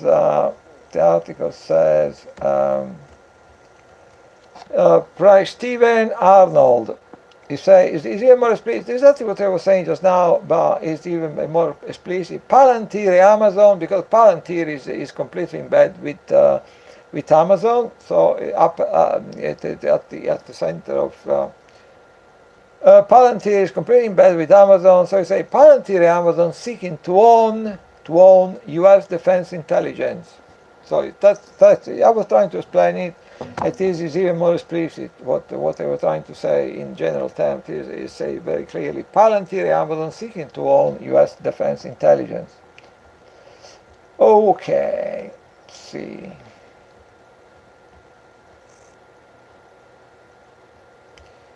Okay, see if I skip a few. The dangers of government-funded artificial intelligence. It's like what they say about all kind of thing. Like you can, a knife, you can use it to cut bread, you can use it to kill someone, right? So everything is a tool, which can be used for good, or can be used for. And that is the case also for artificial intelligence. It's a tool. The people have fantasy about artificial intelligence taking over the world. No, it's just an ordinary tool, like any kind of tool you have in your kitchen, like any other tool you use at in the workshop or something. It's just a tool. But the thing, all tool, like it can be used for good purposes or for bad purposes, right? But the thing is, artificial intelligence, unlike many other ordinary tools, can be used to do a lot of good, but if it's used to do harm deliberately, like for instance tightly controlling the population, taking away all kind of privacy, all kind of freedom of speech, all kind of civil liberties, can do a colossal amount of harm. That's the thing which distinguishes artificial intelligence. Not that artificial intelligence is going to take over the world. That's just bullshit. Is it just a tool, but so it can use to do as many tools. They can use to do good things. They can use to do very horrible things.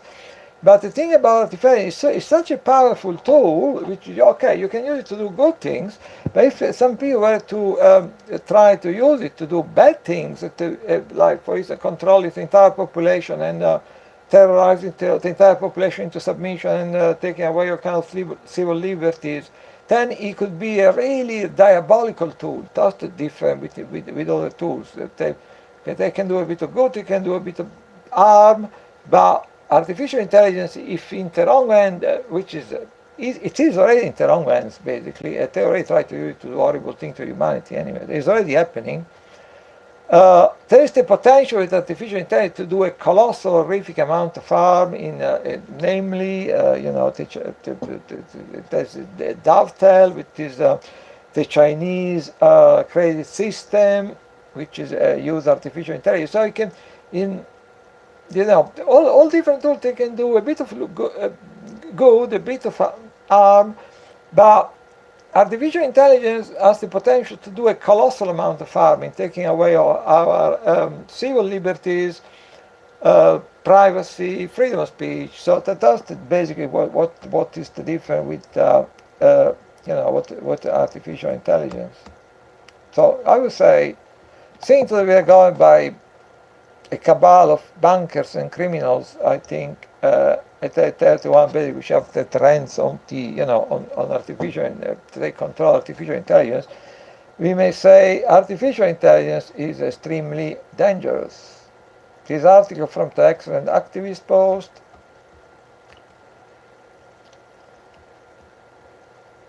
First, 5G rollout in California causing brain damage to firefighters. So that's quite early days, but it seems that I don't want to pontify about. So as I said, everything I say is very rational, very you may say even cautious. So if I don't jump into crazy conspiracy theories. Usually, if I say something because I can point you or to some article, even mainstream media article, substantiating what I'm saying. Actually, the thing about it's a very early day for 5G, but one thing I think is actually true is that. The frequency used by 5G are very similar to the one used on this crowd control microwave device called ADS, Active Denial System. Active Denial System, it looks like a medium-sized van with on top something that looks very much like a big satellite aerial, except that the shape is square, is a square shape. And if the microwave hit you, is make you feel like you're on fire. It up the temperature of epidermis to 90 degrees, so you feel like you're on fire. It's been used for crowd control on a number of situations, and it's been widely reported on mainstream media. So that's not something we have to do with the conspiracy. It's not a conspiracy weekly. So it's been widely reported the existence of these devices by mainstream media on many occasions, and they use the same frequencies, very similar frequency as G5, right? This frequency is being used, apart from for G5, it's also being used for crowd control to heat up people's skin up to 90 degrees. So, let's wait and see. It's early day. Let's see what kind of. I don't want to jump to conclusion. It's early day. Let's see what happens next. Now there is a way. Firefighter in California saying that they have some of this aerial installed in close proximity to them, and they're saying it seems that there has been quite serious instances of these people being actually made seriously ill. So what they're saying, firefighting California counties from San Francisco to Sacramento to Los Angeles have reported severe neurological damage, headaches, insomnia, memory problems, and confusion after 5G towers were installed outside their station. It's this early day. Let's see how this story is going to unfold. That's the persecution of Mark Steele in this country, I believe, in the United Kingdom, which so Mark Steele was being campaigning tirelessly against G5. He won a court case, but now this UK scientist is again facing jail time for warning public about 5G. So you see, once you get in the way of the machination and they keep you get singled out, you get a kind of list that they try to destroy you. So he won a court case about this, campaign, the legitimacy of his campaign against 5G, but now again, not so much prosecuting or persecuting him again about the fact that he was warning the public. Presumably, Mark Steele was part of a movement to get the 5G removed, and Gates said council members were not at all happy about that. So now it's again like wearing a big crosshair on his back, Mark Steele, like Melanie Shaw, like myself, like many other people. So yeah.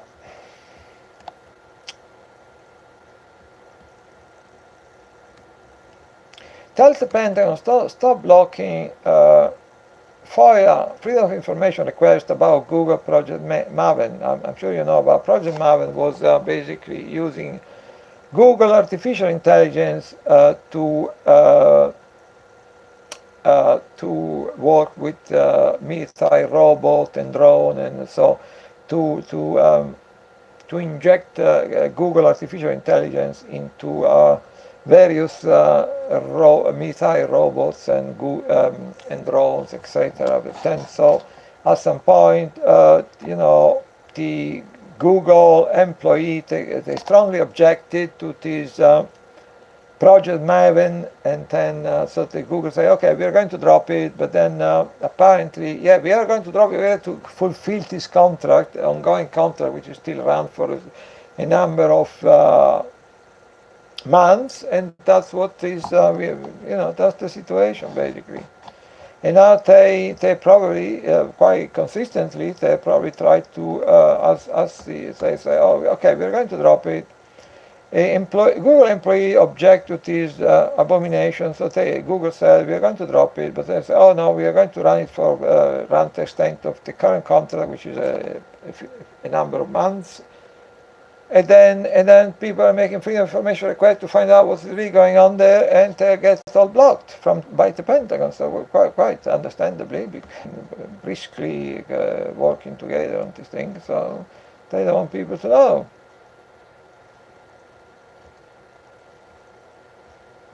New IDF Chief Rabbi from the Mint Press. New IDF Chief Rabbi says IDF soldiers can rape Arab women to boost morale. That's a lovely one. That's a lovely notion, I think. So yeah, wow. All right, so at least he's quite honest about it. Yeah, it's really, really lovely, jubbly. So okay, I think there was also another article about the wondrous thing happening with the IDF and the genocide of the Palestinian people there, I think. Retired U.S. Colonel, Israel is dragging the United States into World War III, which is, that is from this Colonel Lawrence Wilkerson, which I think it was, as you say, the former chief of staff to Colin Powell during the Iraq War. But it always struck me as being a man of, even though he was keeping very bad company, it always struck me from a long time ago to be Colonel Lawrence Wilkerson, he always struck me as being a man of integrity, and now he's warning people that Israel is dragging the United States of Israel, or U.S.Israel, into World War III.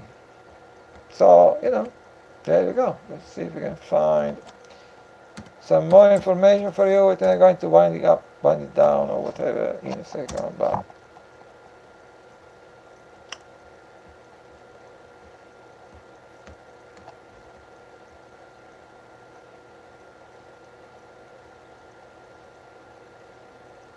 this is another good one, which is,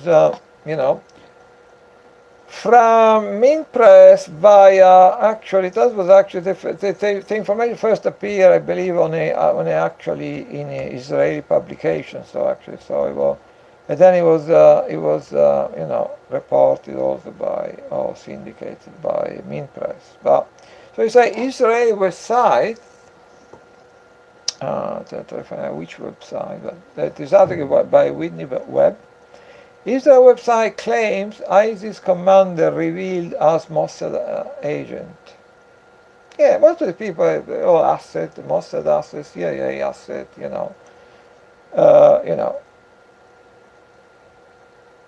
Libyan security forces arrested Daesh commander in the city of Benghazi, only to find out soon after that the men had captured Ephraim Benjamin, what a lovely name, was also an agent of Mossad, the Israeli intelligence service. Was he working to defeat Daesh or to strengthen it? Good question. Yeah, so all these people, al-Baghdadi, they're all assets. For starting with Osama bin Laden, and they're all assets. Most of them, they're all assets of Western intelligence, There is this long story about the relationship between the State of Israel, as so-called ISIS, and Al-Qaeda and Al-Nusra Front in Syria, and now actually they're using some of the terrorists as a kind of buffer to buffer between the Golanite. They're all paid by Israel, they're armed by Israel. If something happens to them, they go into Israeli hospital, these terrorists. So by the Golanite, they've been using some of the terrorists. The State of Israel is using some of the terrorists by the Golan to create some kind of buffer zone between themselves and the Syrian army. They've been, Al-Nusra, particularly with Al-Nusra Front, they've been arming them and training them and giving them money and treating them in Israeli hospital. And so, if you believe the official story about the war on terrorism, it's a lot of bullshit. Behind this smoke screen of the world, they do unspeakable things. They give their terrorists drugs and money, and they rape children, and there's human trafficking. I mean, it's organ trafficking. It's like when you leave the stone in your garden, and you see all these creatures underneath crawling and eating each other and eating each other's shit and doing this kind of stuff. So that's what you get with the war on terrorism, I suppose. Yes, and see if, you have to wonder for how long I'll be allowed to say this thing to you, because, but, I'm quite outspoken.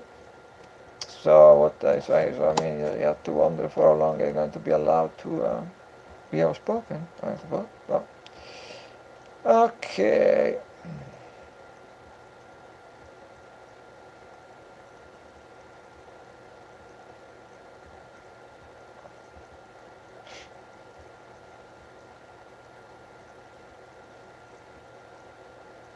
Oh, that's, I think maybe I should,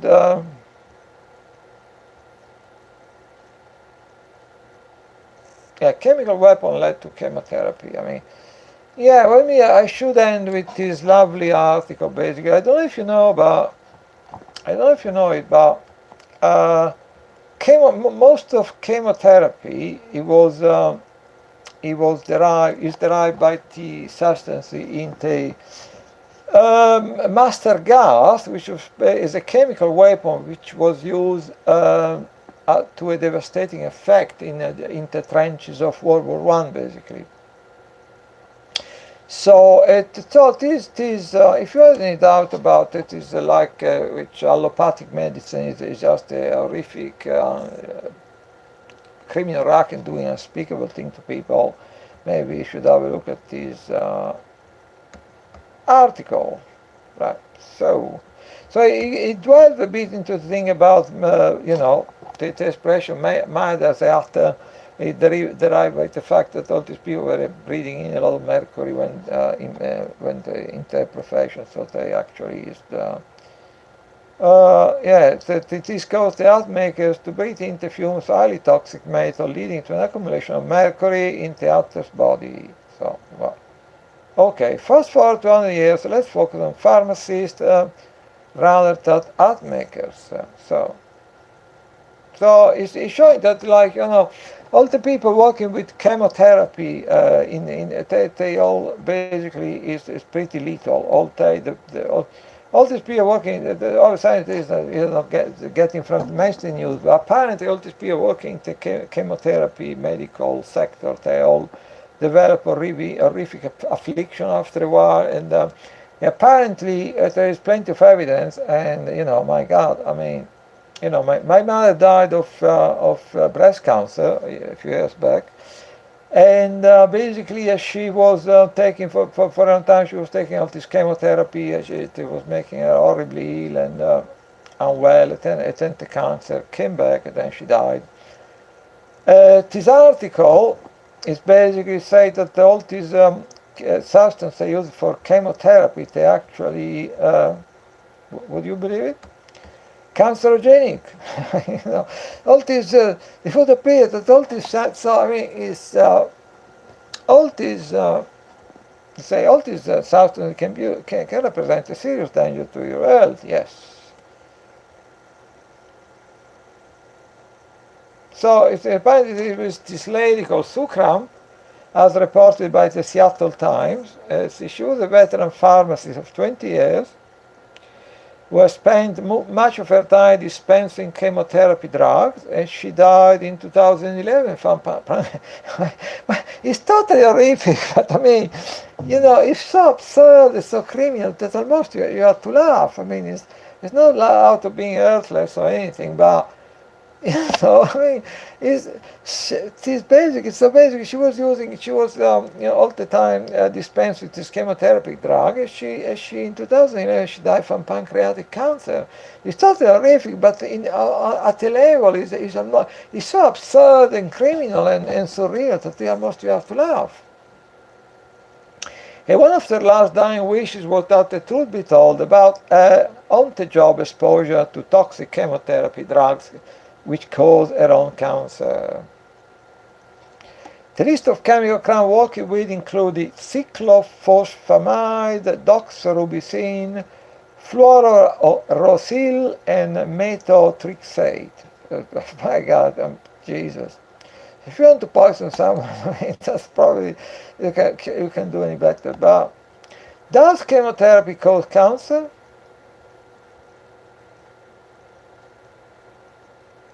Yeah. I'm not surprised by Sue's story, because one of the effects of chemotherapy is that it actually causes cancer. Yes.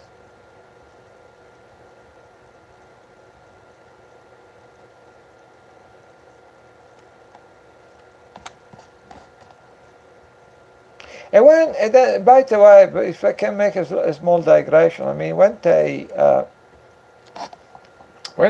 this vast array of drugs, which making them a huge amount of money, quite cheap to manufacture. They say, we need to sell them very expensive, with a high market, because all the research we are doing. When they tested all this, like thalidomide and stuff, when they tell you that they test all this vaccine, all this, medicine that have been tested, this is all bullshit. Don't believe it. It's all bullshit. And most of the substances that they poison, the stuff that they give to you to they never been tested properly. So it is ample proof of that. That they say, oh, it's all safe. Don't worry. Yeah, there never been any proper testing or any scientific testing. So basically, it is handling of these chemotherapy have been linked to increased rate of certain cancer to nurses and physicians. The fact that I had to handle it, to deal day in, day out with dispensing this chemotherapy poison. Every oncologist acknowledged that chemotherapy drug causes genetic damage.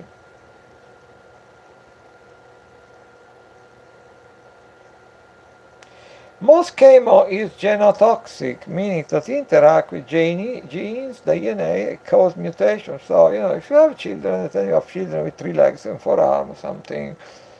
And yes, genetic mutations are no risk factor for developing cancer, while secondary cancer are no side effect, actually direct effect of chemotherapy, meaning chemotherapy.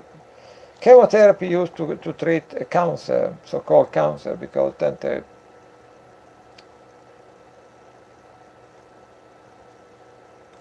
then Danish epidemiologists used cancer data from 1940 through the 80s to report a significant increased risk of leukemia amongst oncology nurses and doctors.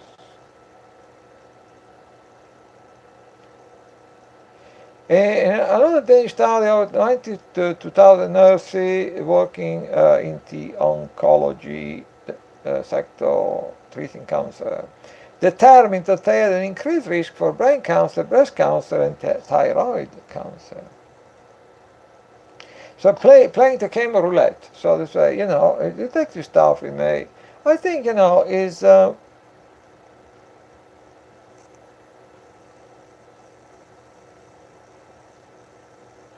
this doctor, let's have a look at what this Dr. Glenn Warner, who died in 2000, was one of the more highly qualified cancer specialists in the United States. He used alternative treatments on his cancer patient with great success. On the treatment of cancer in this country, meaning the United States, it's probably true for Europe, for the United Kingdom,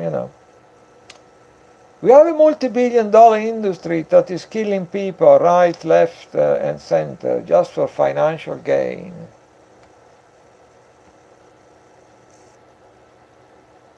The idea, he said, the idea of research is to see whether 2 doses of this poison is better than 3 doses of this other poison.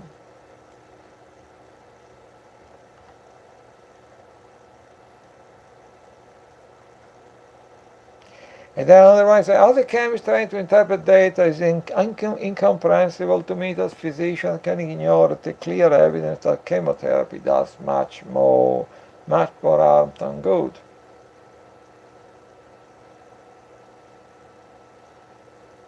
And there is another one. According to Dr. Charles Mattei, French cancer specialist, he stated, if I were to contract cancer, I would never go to a standard cancer treatment center. Listen to this one. Only cancer victims who live far from such centers have a chance. So if you probably a better chance to survive if for some reason you are prevented from using these facilities.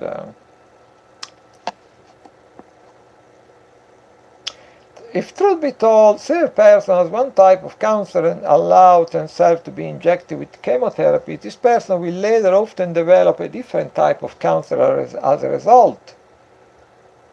The oncologist likely claimed to have cured the initial cancer, even though a second or third cancer developed, which was directly caused by the chemo used on the patient. The serotoxic effect of chemotherapy have long been ignored by virtually everyone in medicine and the federal government. Chemotherapy drugs have always been assumed to be safe just because they used to treat cancer. This is an outright lie. The truth is that the chemo is toxic, carcinogenic, it causes cancer, destroy the red blood cell, devastate the immune system, and destroy vital organs. Lovely. Well, obvious signs that chemotherapy is highly toxic.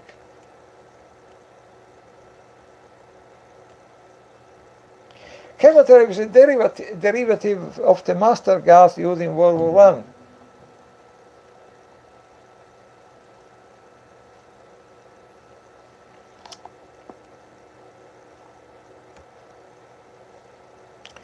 Yes, yet drugs like tamoxifen are routinely used to treat breast cancer, even though the World Health Organization declared tamoxifen to be no carcinogenic, meaning it causes cancer, in 1996, quite a long time ago.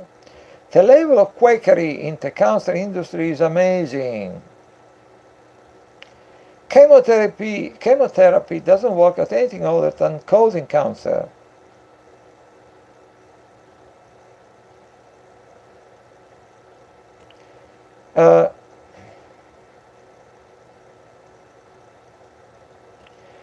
I then there is a quote from Mike Adams.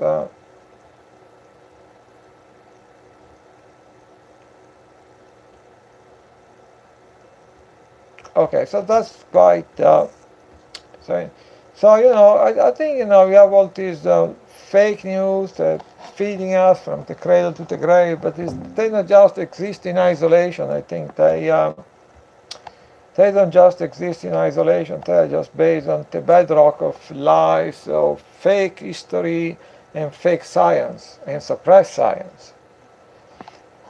So yeah, so this is not happening in isolation. I think this is even better one, even more outspoken one on the same subject. It's a chemotherapy warning as others die from cancer-fighting drugs. This is even more explicit in condemning and exposing this racket. Patients should be warned about the danger of chemotherapy after research showed that cancer drugs are killing up to 50% of patients in some hospitals. For the first time, researchers look at the number of cancer patients who died within 30 days of starting chemotherapy, which indicates that the medication of chemotherapy is the cause of death rather than the cancer. I think if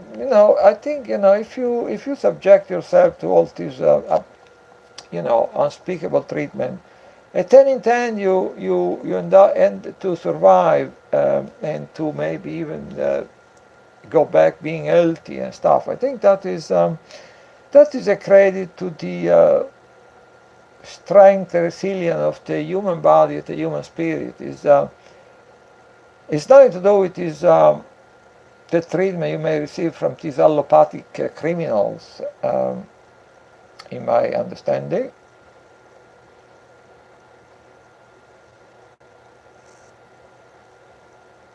The study by Public Health England and Cancer Research UK found that across England, around 8.4% of patients with lung cancer and 2.4% of breast cancer patients died within a month after receiving chemotherapy.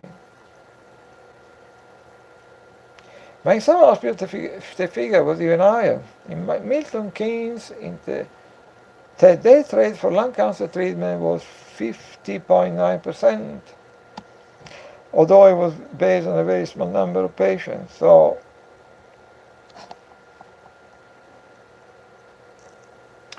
at the Lancashire Teaching Hospital, the 30-day mortality rate was 28% for palliative chemotherapy for lung cancer, which is given when a cure is not expected and treatment given to alleviate symptoms. Death of lung cancer patients from chemotherapy were also far higher than the national average in Blackpool, Coventry, Derby, South Tyneside, Surrey, and Sussex, according to the research. So they're murdering us, basically. when they can, basically when they are unable to murder us with privatization or austerity on destroying public services or destroying welfare, they poison us with using all these horrific drugs, basically, to make a story short. So see, I think this article is very interesting because it's even more outspoken than the previous one to describe what these people. Public Health England, PHE, say they contacted the hospital concerned to ask them to review practices. Don't hold your breath.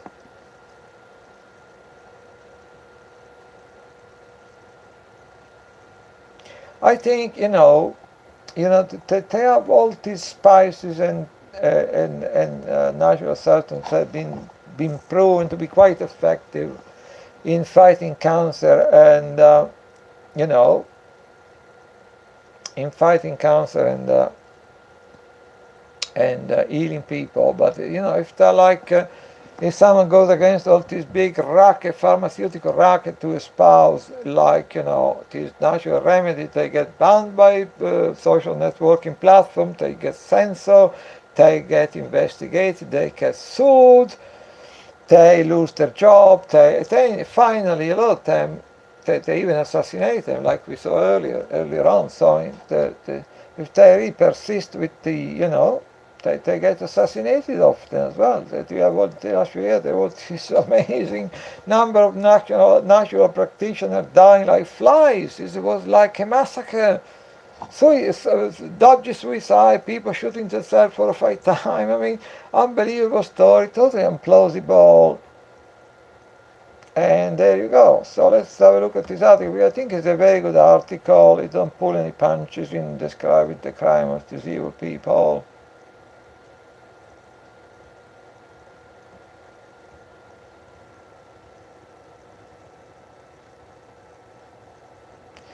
Chemotherapy is toxic for the body because it does not discriminate between healthy and cancerous cells. Yeah,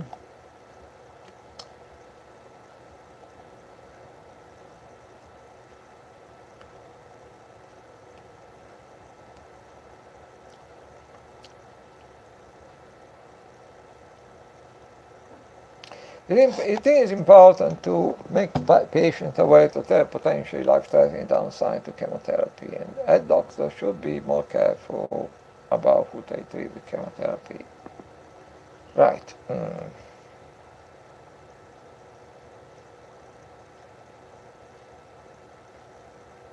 So then there's some of these doctors trying to, justify the use of chemo and qualifying. So say, oh yeah, because it was given to the wrong patient, blah blah blah. So that's the figure. That's been such a massacre, and everyone was dying. I mean, so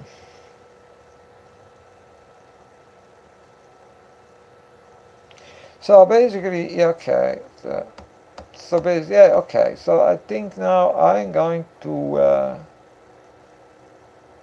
conclude the